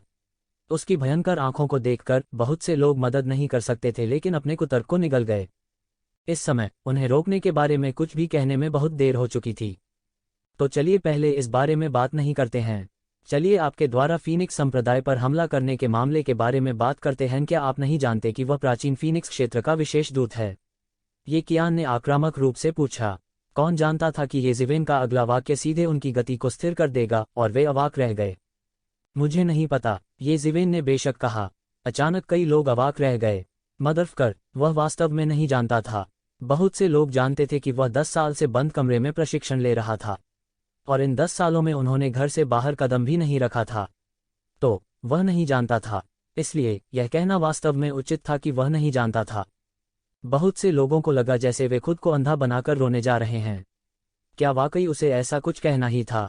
इससे कोई फर्क नहीं पड़ता कि आप जानते हैं या नहीं। हालांकि आपने पहले ही एक तथ्य बना लिया है। क्या आप नहीं जानते कि प्राचीन फीनिक्स क्षेत्र के राजदूत आपके आवेग के कारण हमारे ये कबीले पर दबाव बना रहे हैं? वह चाहता है कि हम तुम्हें सौंप दें, अन्यथा मानव जाति और प्राचीन फीनिक्स क्षेत्र के बीच सहयोग समाप्त हो जाएगा। क्या आप जानते हैं कि आपने कितना बड़ा प्रभाव डाला है? तू कियान चिल्लाया। हमारी मानव जाति अब अपने दम पर शैतान जाति के खिलाफ लड़ रही है, और हमें प्राचीन फीनिक्स क्षेत्र के सहयोग की आवश्यकता है। आप क्या चाहते हैं? यह सही है। यदि मानव जाति और प्राचीन फीनिक्स क्षेत्र के बीच सहयोग नष्ट हो जाता है तो क्या आप जिम्मेदारी उठा सकते हैं? आपने एक जघन्य अपराध किया है। आप अतीत में अहंकारी और निरंकुश रहे हैं, लेकिन आपने अब 2 जातियों के बीच सहयोग को प्रभावित किया है। आप 10 मर जाने पर भी अपने पापों का प्रायश्चित नहीं कर पाएंगे। 1000 बार। अचानक हर किसी की फटकार की आवाज़ पृथ्वी बिखरने वाले तरीके से गूंज उठी। वे कुनपेंग के मामले के बारे में सही और आत्मविश्वास से कुछ नहीं कह सकते थे। हालांकि यह अब अलग था। अगर उन्हें धार्मिकता का ताज पहनाया जाता तो बात कुछ और होती। क्या आप लंबे समय से बंद दरवाजे के एकांत में हैं? क्या आप मूर्ख हो गए हैं? येज़िवेन ने उनकी ओर देखा और कहा। क्या कहा आपने? दिलेर, तुम्हारी हिम्मत कैसे हुई? विभिन्न कुलों के बुजुर्ग उत्तराधिकार में चिल्लाए। क्या आपको लगता है कि 2 नस्लों के बीच सहयोग जैसा एक महत्वपूर्ण मामला मेरे द्वारा या फीनिक्स संप्रदाय द्वारा तय किया जाएगा? येज़िवेन ने सिर झुकाकर पूछा। जो चीज़ यह तय करती है कि प्राचीन फीनिक्स क्षेत्र सहयोग करेगा या नहीं, वह यह नहीं है कि मैंने फीनिक्स संप्रदाय पर हमला किया है या नहीं। इसके बजाय यह है कि क्या मूर्त लाभ होंगे। क्या आप इसे भूल गए हैं? क्या ऐसा हो सकता है कि आप बहुत लंबे समय से बंद दरवाजे के एकांत में हैं, और आप लंबे समय से अपनी जाति के मामलों के संपर्क में नहीं आए हैं? तो आपके पास यह छोटी सी अंतर्दृष्टि भी नहीं है। उद्धरण चिन्ह। येज़िवेन की बातें सुनते ही इन लोगों के चेहरे लाल हो गए। वे इतने क्रोधित थे कि वे लगभग मर ही गए थे। वे एक के बाद एक येज़िवेन को घूर रहे थे। वे देखना चाहते थे कि वह क्या कहेगा। क्या आप इसे स्पष्ट रूप से नहीं देख सकते हैं? प्राचीन फीनिक्स क्षेत्र ने हमसे संपर्क करने के लिए लोगों को भेजा है। क्या यह इसलिए है क्योंकि वे हमसे सहानुभूति रखते हैं? क्या वे हम पर दया कर रहे हैं? वे इतना ऊंचा और शक्तिशाली रूप धारण कर रहे हैं। आप उनके द्वारा कैसे धोखा खा गए? येज़िवेन ने कहा। उन्होंने जारी रखा। असली कारण जिसने उन्हें अपने दूतों को भेजने के लिए प्रेरित किया, वह शैतान जाति के वास्तविक खतरे के कारण है। शैतान जाति वर्तमान में हमारी मानव जाति पर हमला कर रही है। हालांकि क्या अन्य कबीले पीछे बैठकर देखते रहेंगे? यदि हमारी मानव जाति भंग हो गई तो समस्त प्राचीन उजाड़ गिरने से दूर नहीं होंगे, और शैतान जाति प्राचीन फीनिक्स क्षेत्र को खोज लेगी, भले ही वे प्राचीन उजाड़ हो जाने के बाद एक अलग स्थान में छिप जाएं। वे नहीं चाहते कि युद्ध की लपटें प्राचीन फीनिक्स क्षेत्र को प्रभावित करें, इसलिए उन्होंने यहाँ लोगों को भेजा है। उन्हें डर है कि शैतान जाति पागल हो जाएगी। यदि शैतान जाति ने एक ही समय में प्राचीन फीनिक्स क्षेत्र और ड्रैगन द्वीप पर हमला नहीं किया होता तो क्या वे पराजित होकर बाहर निकल जाते? येज़िवेन ने चारों ओर सभी को देखा और कहा। प्राचीन फीनिक्स वर्ल्ड के लोग इतने दयालु कैसे हो सकते हैं? वे यहाँ शैतान जाति के मामले के कारण आए थे। शैतान जाति के पागलपन के कारण प्राचीन फीनिक्स वर्ल्ड को भी भारी नुकसान उठाना पड़ा था। शैतान की दौड़ ने अंत में प्राचीन फीनिक्स वर्ल्ड को उनके गृहनगर वापस भेज दिया था। हालांकि विभिन्न जातियों के लोग उस समय दुख और पीड़ा की खाई में गिर गए थे, और यह अभी भी सभी के मन में ज्वलंत था। शैतानों की जाति अभी तक अपनी सबसे प्रबल युद्ध शक्ति के साथ नहीं भड़की थी। ऐसा इसलिए था क्योंकि उन्हें डेविल वर्ल्ड के बाहर दबा दिया गया था, इसलिए वे अपनी श्रेष्ठता का पूर्ण प्रदर्शन नहीं कर पाए थे। हालांकि दुनिया में बड़ी संख्या में शैतान उतरेंगे अगर उन्हें उनमें से किसी एक को तोड़ने की अनुमति दी जाए, और यह पूरे प्राचीन उजाड़पन के लिए एक आपदा होगी। मानव जाति उन्हें रोक नहीं पाएगी, इसलिए प्राचीन फीनिक्स क्षेत्र दुश्मन के हाथों में पड़ने से दूर नहीं होगा, और प्राचीन उजाड़ दुश्मन के हाथों में पड़ने के बाद प्राचीन फीनिक्स क्षेत्र भी प्रभावित होगा। प्राचीन फीनिक्स क्षेत्र को यह अवश्य समझ में आया होगा, इसलिए मानव जाति के पतन के कोई स्पष्ट संकेत दिखाने से पहले उन्होंने जल्दबाजी में काम किया था। यह सभी कुलों के लिए सबसे अच्छा विकल्प होता अगर वे दरार में शैतान जाति को दबा सकते थे। आखिरकार मुख्य शक्ति मानव जाति होगी, न कि वे। इस बात का जिक्र मत करो कि मैंने ऐसी स्थिति में फीनिक्स संप्रदाय को पीटा था। तो अगर मैंने उसे मार दिया होता तो क्या होता? क्या प्राचीन फीनिक्स क्षेत्र ने इस वजह से क्रोध से काम नहीं लिया होगा? जिस कारण से उन्होंने अभिनय किया था वह सहानुभूति के कारण नहीं था, इसके बजाय यह लाभ के कारण था। क्या वे तब तक आलस्य से बैठे रहेंगे जब तक पर्याप्त लाभ थे? येज़िवेन ने सभी की ओर देखा और पूछा। सभी को अचानक थोड़ी शर्मिंदगी महसूस हुई। यह ऐसा था जैसे वे किसी मूर्ख से पूछ रहे हों। दूसरी ओर, अगर मुझे उस समय पीट पीट कर मार डाला गया होता तो क्या आप में से कोई मेरे लिए खड़ा होता और कहता कि आप प्राचीन फीनिक्स क्षेत्र के साथ सहयोग नहीं करेंगे? येज़िवेन ने सीधा सवाल पूछा। यदि वह वही होता जो उस समय पराजित होता तो क्या वे येशिवेन के लिए खड़े होते? यह स्पष्ट था कि उनके पास नहीं होगा। मानव जाति के ऊंचे ऊंचे लोगों ने इस मामले के प्रभाव को दबाने का एक तरीका सोचा होगा। अंत में यह अधिक अच्छे के लिए था। चाहे वह हो या फीनिक्स संप्रदाय, उनका वजन हल्का नहीं था। हालांकि यह अभी भी तथाकथित अधिक अच्छे से दूर था। बड़े अच्छे के सामने सभी को बलिदान किया जा सकता है। इसमें फीनिक्स संप्रदाय और येज़िवेन शामिल थे। हालांकि येज़िवेन अब जीत चुकी थी, इसलिए जिस व्यक्ति की बलि देने की आवश्यकता थी वह नहीं था। सब चुप रहे। वे कहना चाहते थे कि वे करेंगे, हालांकि यह स्पष्ट था कि उनके कहने पर भी कोई उन पर विश्वास नहीं करेगा। अगर वे इसे जबरदस्ती कहें तो यह केवल एक हास्यास्पद मजाक होगा। इसलिए इससे कोई फर्क नहीं पड़ता कि मैंने उसे पीटा था या नहीं। इसका बड़े अच्छे से कोई लेना देना नहीं है। वे इस अवसर का उपयोग मानव जाति को अपना सिर झुकाने के लिए करना चाहते हैं। जब वह समय आएगा तो वे दोनों जातियों के बीच सहयोग में प्रमुख स्थान पर आसीन होंगे। यह पहले से ही बहुत स्पष्ट है। क्या तुमने देखा कि उनके दूत मानव जाति के पास आए थे? फीनिक्स संप्रदाय इतना अहंकारी है क्योंकि वे हमें क्रोधित करना चाहते हैं। जल्दी या बाद में कोई उनकी देखभाल करेगा। उस समय प्राचीन फीनिक्स क्षेत्र के पास पलटने का एक कारण होगा। अभी की तरह, येज़िवेन ने धीरे से कहा। सभी ने इसके बारे में सोचा और महसूस किया कि ऐसा हो सकता है। इसके अलावा येशिवेन की बातें सच लग रही थीं। चाहे कुछ भी हो जाए वे इस मामले में नहीं दे सकते थे। इससे कोई फर्क नहीं पड़ता था कि येज़िवेन ने कहा था कि प्राचीन फीनिक्स वर्ल्ड मानव जाति को दबाने के लिए स्थिति का लाभ उठाना चाहता था, लेकिन वह सही था। यह सच था या नहीं, इससे कोई फर्क नहीं पड़ता कि मानव जाति को इस समय प्राचीन फीनिक्स क्षेत्र द्वारा पूरी तरह से दबाया नहीं जा सकता था। यह बहुत महत्वपूर्ण था कि गठबंधन का नेता कौन था। एक बार जब वे जाने देंगे तो यह परेशानी होगी। जो लोग येज़िवेन के प्रति शत्रुतापूर्ण थे उन्होंने महसूस किया कि वे उसे केवल 2 या 3 वाक्यों में नहीं सौंप सकते थे। इसके अलावा उन्हें उसकी रक्षा करनी थी। क्या तुमने नहीं कहा कि तुम धर्मी थे? मैंने भी कहा धार्मिकता। क्या यह सिर्फ बदनामी नहीं है? कौन नहीं जानता कि यह कैसे करना है? इस समय बहुत से लोगों ने पाया कि येज़िवेन बहुत शक्तिशाली था जब वह असभ्य और अनुचित व्यवहार कर रहा था। कम से कम बहुत से लोगों ने पाया कि वे उसे लड़ाई में हरा नहीं सकते थे। वे उसे तर्क में भी नहीं हरा सके। अचानक बहुत से लोग नुकसान में थे। उन्होंने अपनी सांसें रोक रखी थीं, लेकिन वे कुछ नहीं कर सकते थे। सिंहासन पर बैठे कबीले मास्टर ये त्यानकियोन ने कहा, आपने जो कहा वह समझ में आता है। फिर इसे इस तरह से करते हैं। आइए पहले मतदान करें। आइए पहले राय देखें। जो लोग येज़िवेन को दंडित करने से सहमत हैं, जायंट हैंड। हुश हुश हुश। अचानक आधे से ज्यादा लोगों ने अपने हाथ खड़े कर दिए। येज़िवेन कुछ आत्मनिंदा करते हुए मुस्कुराए। ऐसा लग रहा था कि वह वास्तव में अलोकप्रिय था। आखिरकार आधे लोगों को अभी भी लगा कि उसे सजा मिलनी चाहिए। सौभाग्य से दूसरे आधे ने महसूस किया कि उसे दंडित नहीं किया जाना चाहिए। इसे एक सांत्वना के रूप में माना जा सकता है। इस समय सभी ने ये त्यानकियोन की ओर देखा कि वह क्या फैसला करेगा। क्योंकि दोनों पक्षों का समर्थन मूल रूप से बराबर था, केवल एक ही जो वास्तव में निर्णय ले सकता था वह कबीले का मालिक था। उस मामले में मैं घोषणा करूंगा कि हालांकि इस बार येज़िवेन की भी गलती है, यह मुख्य रूप से फीनिक्स संप्रदाय के कारण है। इसके अलावा इस महत्वपूर्ण क्षण में हम फीनिक्स जाति को कमजोरी नहीं दिखा सकते। इसलिए मैंने ये जिवेन की जिम्मेदारी का पीछा नहीं करने का फैसला किया है। ये तियान कियोंग ने कहा।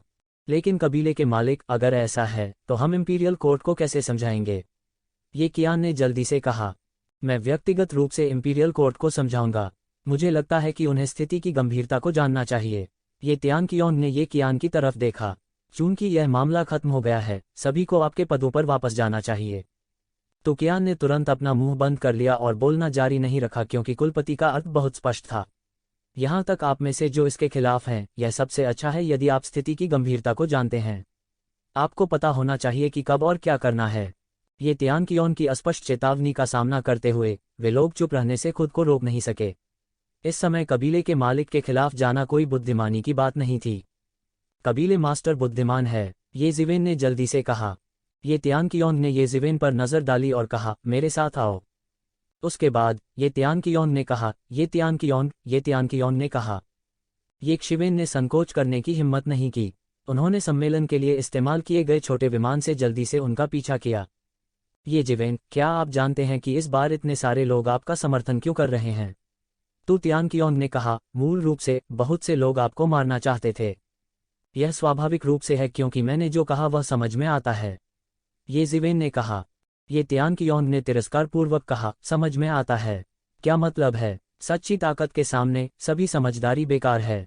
हर कोई आपका समर्थन क्यों करता है, इसका असली कारण आपकी ताकत है। ये तियान कियोंग ने कहा, यदि आप पर्याप्त मूल्य नहीं दिखाते हैं तो परिवार आपको सौंपने में कोई आपत्ति नहीं करेगा। परिवार के हितों की खातिर मुझे भी बलिदान दिया जा सकता है, किसी की भी बलि नहीं दी जा सकती।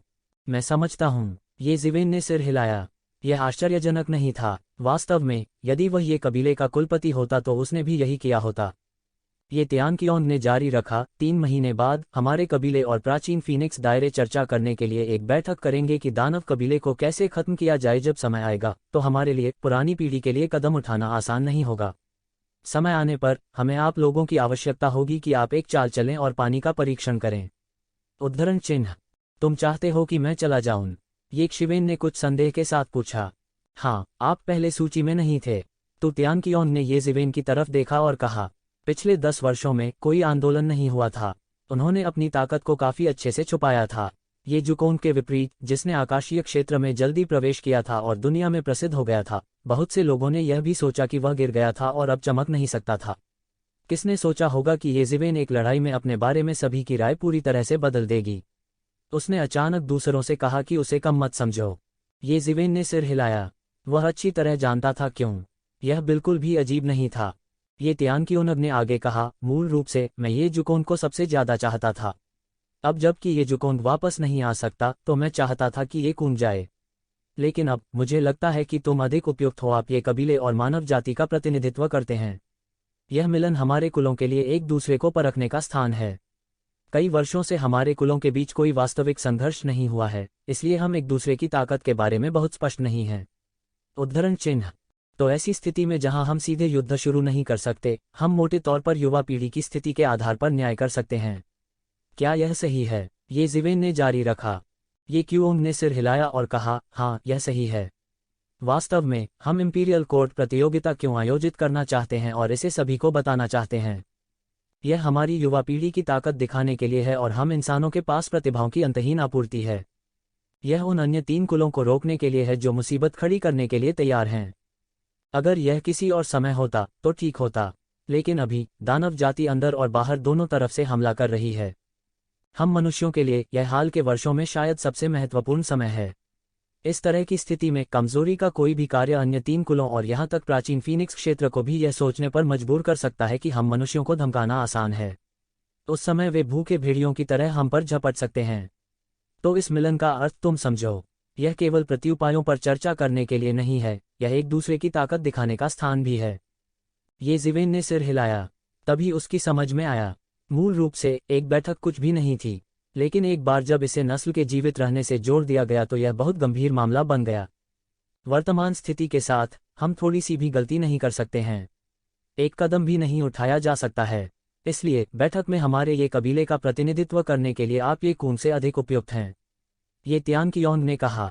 मैं समझता हूँ। आप चाहते हैं कि मैं उन सभी लोगों को हरा दूं जो हमें भड़काने और परखने की कोशिश करते हैं। तू ज़िवेन ने मुस्कुराते हुए कहा। ये तियान कियोंग ने मुस्कुराते हुए कहा, आपके लिए ऐसा सोचना गलत नहीं है। आधार यह है कि आपको जीतना है। खैर, चूंकि यह मामला है, आपको भी जाकर तैयारी करनी चाहिए।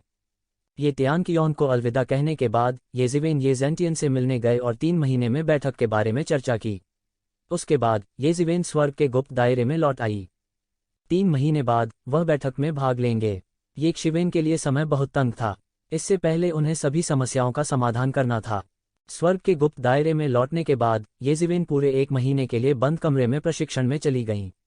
उन्होंने स्वर्ग के दायरे के 7वें आसमान के शिखर पर अपनी साधना को पूरी तरह से समेकित किया। उसकी तुलना में जब वह अभी अभी स्वर्ग के दायरे के 7वें आसमान में पहुंचा था, यह कहा जा सकता है कि वह पूरी तरह से अलग था। अब भले ही उसने सीधे फीनिक्स संप्रदाय का सामना किया हो, उसे फीनिक्स संप्रदाय को हराने के लिए स्वॉर्ड ऑफ एंजल्स का उपयोग करने की आवश्यकता नहीं थी। यह उनकी ताकत का परिवर्तन था। हालांकि वह बंद दरवाजे के प्रशिक्षण से बाहर आया, यह कबीले के कारण नहीं था। फीनिक्स संप्रदाय को पीटने का मामला पहले ही सुलझ चुका था। ये तियान कियोंग के आग्रह के तहत मानव कबीले ने ये ज़िवेन को नहीं सौंपा। और जैसा कि ये ज़िवेन ने उम्मीद की थी, भले ही मानव कबीला ये ज़िवेन को सौंपने के लिए तैयार नहीं था, फिर भी प्राचीन फीनिक्स क्षेत्र अंत में मानव कबीले के साथ एक समझौते पर पहुंच गया। इतने साधारण कारण से दोनों कुलों के बीच का बड़ा मामला कैसे समाप्त या शुरू हो सकता है? इसे संभव बनाने के लिए रुचि का एक बड़ा कारक होना चाहिए। बंद दरवाजे के प्रशिक्षण से बाहर आने का असली कारण यह था कि वह यह जानकर चौंक गया था कि दानव भगवान के उत्तराधिकारी ने फिर से खजाने की सीमा में प्रवेश किया था। खजाने के घर के विमान में ये ज़िवेन, जिसने एक गठन स्थापित किया था, तुरंत चौंक गया। इस समय प्रवेश द्वार अवरुद्ध होने के बाद केवल 2 लोग ही प्रवेश कर सकते थे। एक ये ज़िवेन था और दूसरा दानव भगवान का उत्तराधिकारी था। चूंकि यह ये ज़िवेन नहीं था, तो कि नहीं उसे होना चाहिए। इस बात में तनिक भी संदेह नहीं था। यह सोचकर ये ज़िवेन शांत नहीं बैठ सकती थी। सौभाग्य से उसने निर्देशांक छोड़ दिया था और एंजल्स की तलवार और 9 नीदरलैंड्स रॉयल फ्लैग के माध्यम से वह आसानी से दानव भगवान के खजाने की सीमा में प्रवेश कर सकता था।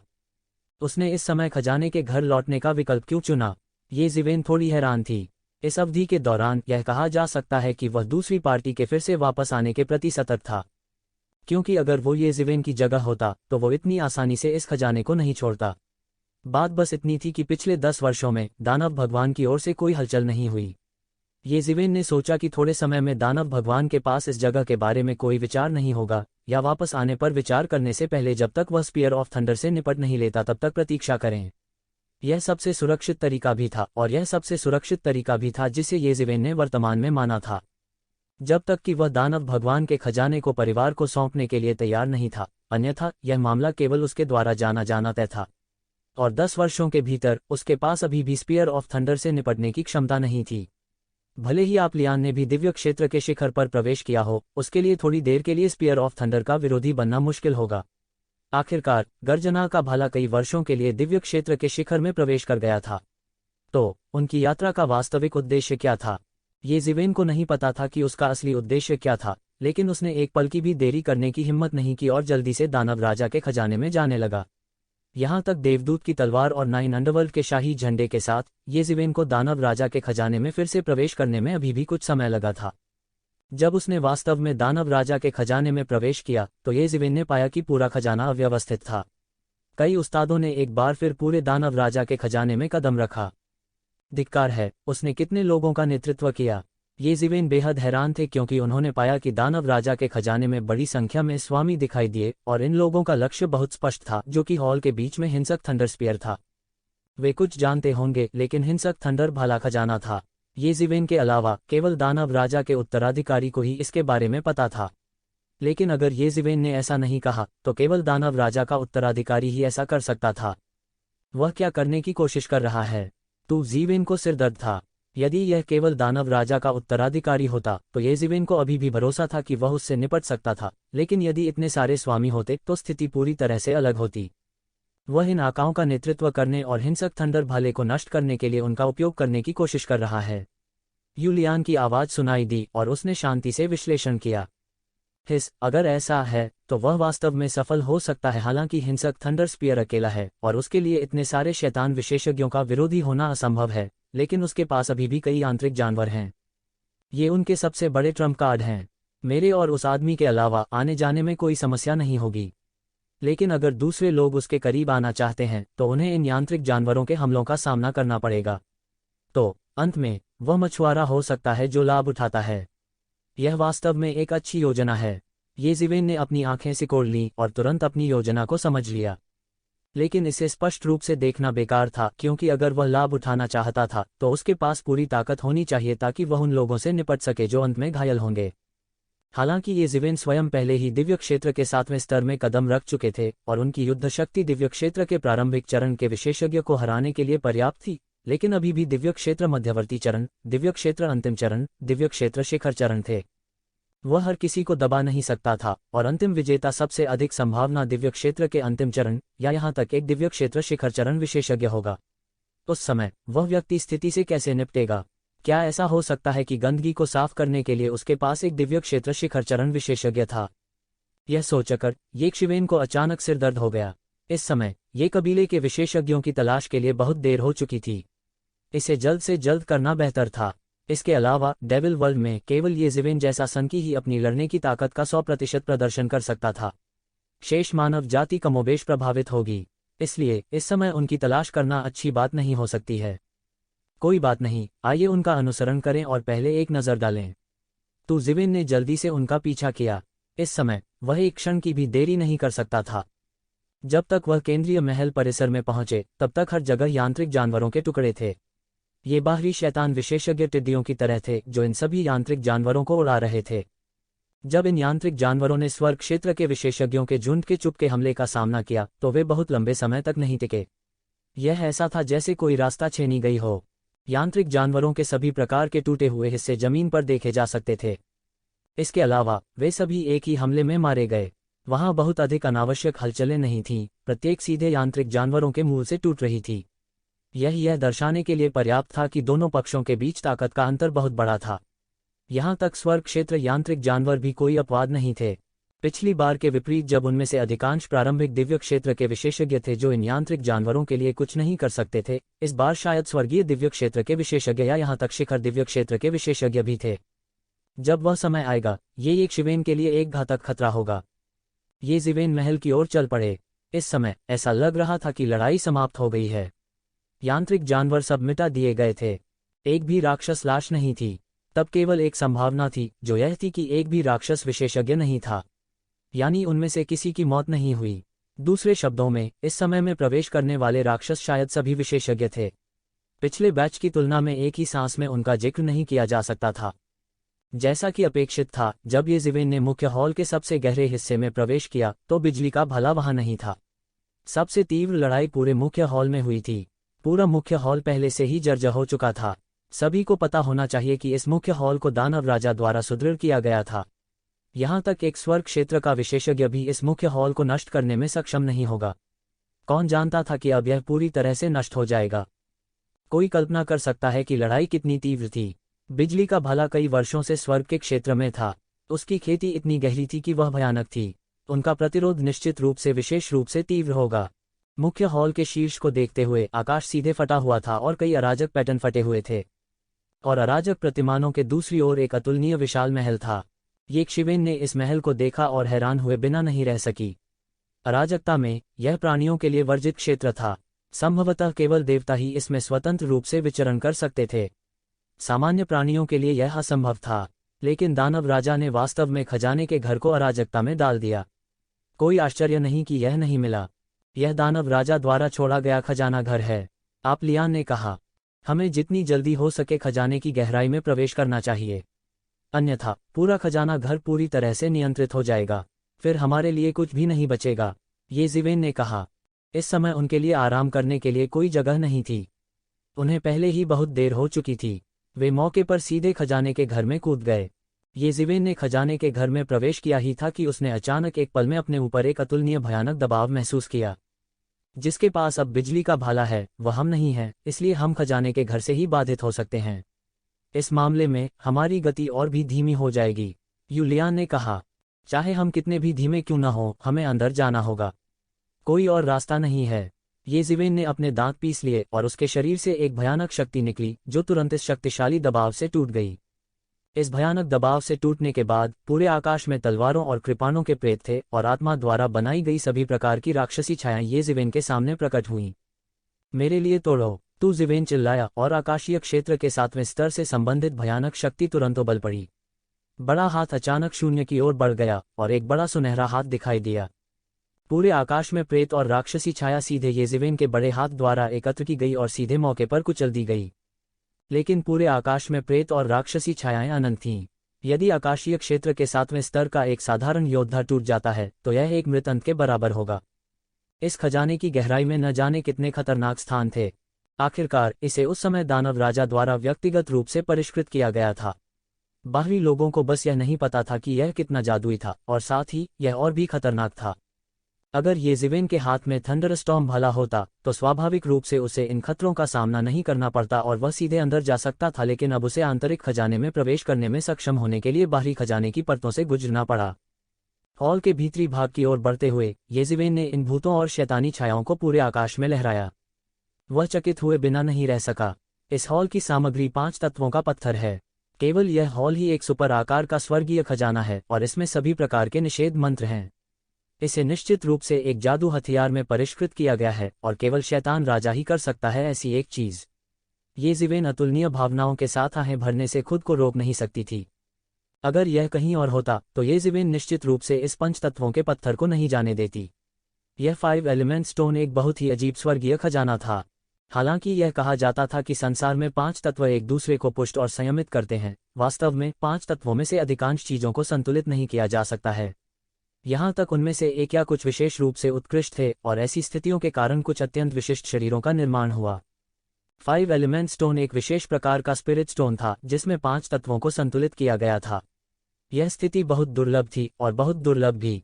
5 एलिमेंट सुप्रीम के रिकॉर्ड के अनुसार 5 एलिमेंट्स की आन-युआन डायग्राम को नींव के रूप में 5 एलिमेंट स्टोन के साथ परिष्कृत किया गया था। पंचतत्व पत्थर का उपयोग नींव के रूप में किया गया था और साथ ही इसे विभिन्न प्रकार के 5 तत्वों की शक्ति से परिष्कृत किया गया था। हालांकि 5 एलिमेंट सुप्रीम ने अतीत में 5 एलिमेंट स्टोन का केवल एक छोटा सा हिस्सा प्राप्त किया था। अब पूरा ट्रेजर हाउस पंचतत्वों के पत्थर से गढ़ा गया था। कोई सोच सकता है कि येजिवेन के लिए यह कितना चौंकाने वाला था। अब येजिवेन केवल 5 तत्वों के आन-युआन आरेख की मरम्मत के चरण में था, लेकिन अगर वह 5 तत्वों के आन-युआन आरेख की गुणवत्ता को उच्च स्तर तक सुधारना चाहता था तो 5 तत्वों वाले पत्थर की भूमिका अपरिहार्य थी। पहले येजिवेन ने इतना आगे के बारे में नहीं सोचा था। 5 तत्वों की शक्ति को इकट्ठा करना पहले से ही बहुत कठिन था। 5 तत्वों के पत्थर का उल्लेख नहीं करना, जिसे खोजना और भी कठिन था। 5 एलिमेंट सुप्रीम ने अपने जीवन काल में केवल 5 एलिमेंट स्टोन का एक छोटा सा हिस्सा पाया था, बस इतना ही। तो वह और क्या सोच सकता था। हालांकि उन्होंने यह उम्मीद नहीं की थी कि इतने सारे 5 तत्व पत्थर थे और इसे एक महल भी बना दिया गया था। अचानक येजिवेन को उम्मीद दिखी, लेकिन कोई बात नहीं, उसे पहले इस खजाने पर नियंत्रण करना चाहिए, नहीं तो सब कुछ नकली होगा। विशेष रूप से वह दानव राजा के उत्तराधिकारी को इसे लेने नहीं दे सकता था, अन्यथा यह निश्चित रूप से येजिवेन के लिए सबसे बड़ा खतरा होगा, खासकर जब वह पहले ही उजागर हो चुका था। केवल खजाने के बाहर पहले से ही इतना अद्भुत था, गहराई का उल्लेख नहीं करना। येजिवेन तुरंत बिना किसी हिचकिचाहट के खजाने की गहराई में घुसने लगे। हुआला येजिवेन 2 कदम भी नहीं उठा था कि अचानक अनगिनत सूक्ष्म हवाएं सीधे उसकी ओर चलीं। ऐसा लग रहा था मानो उसके पूरे शरीर की हड्डियां और मांस उड़ा दिए जाएंगे। यह कोई साधारण सूक्ष्म वायु नहीं थी, बल्कि एक प्रकार की विचित्र वायु शक्ति थी जो किसी अज्ञात स्थान से आई थी। दानव राजा का खजाना वास्तव में खतरनाक था और हर कदम कठिन था।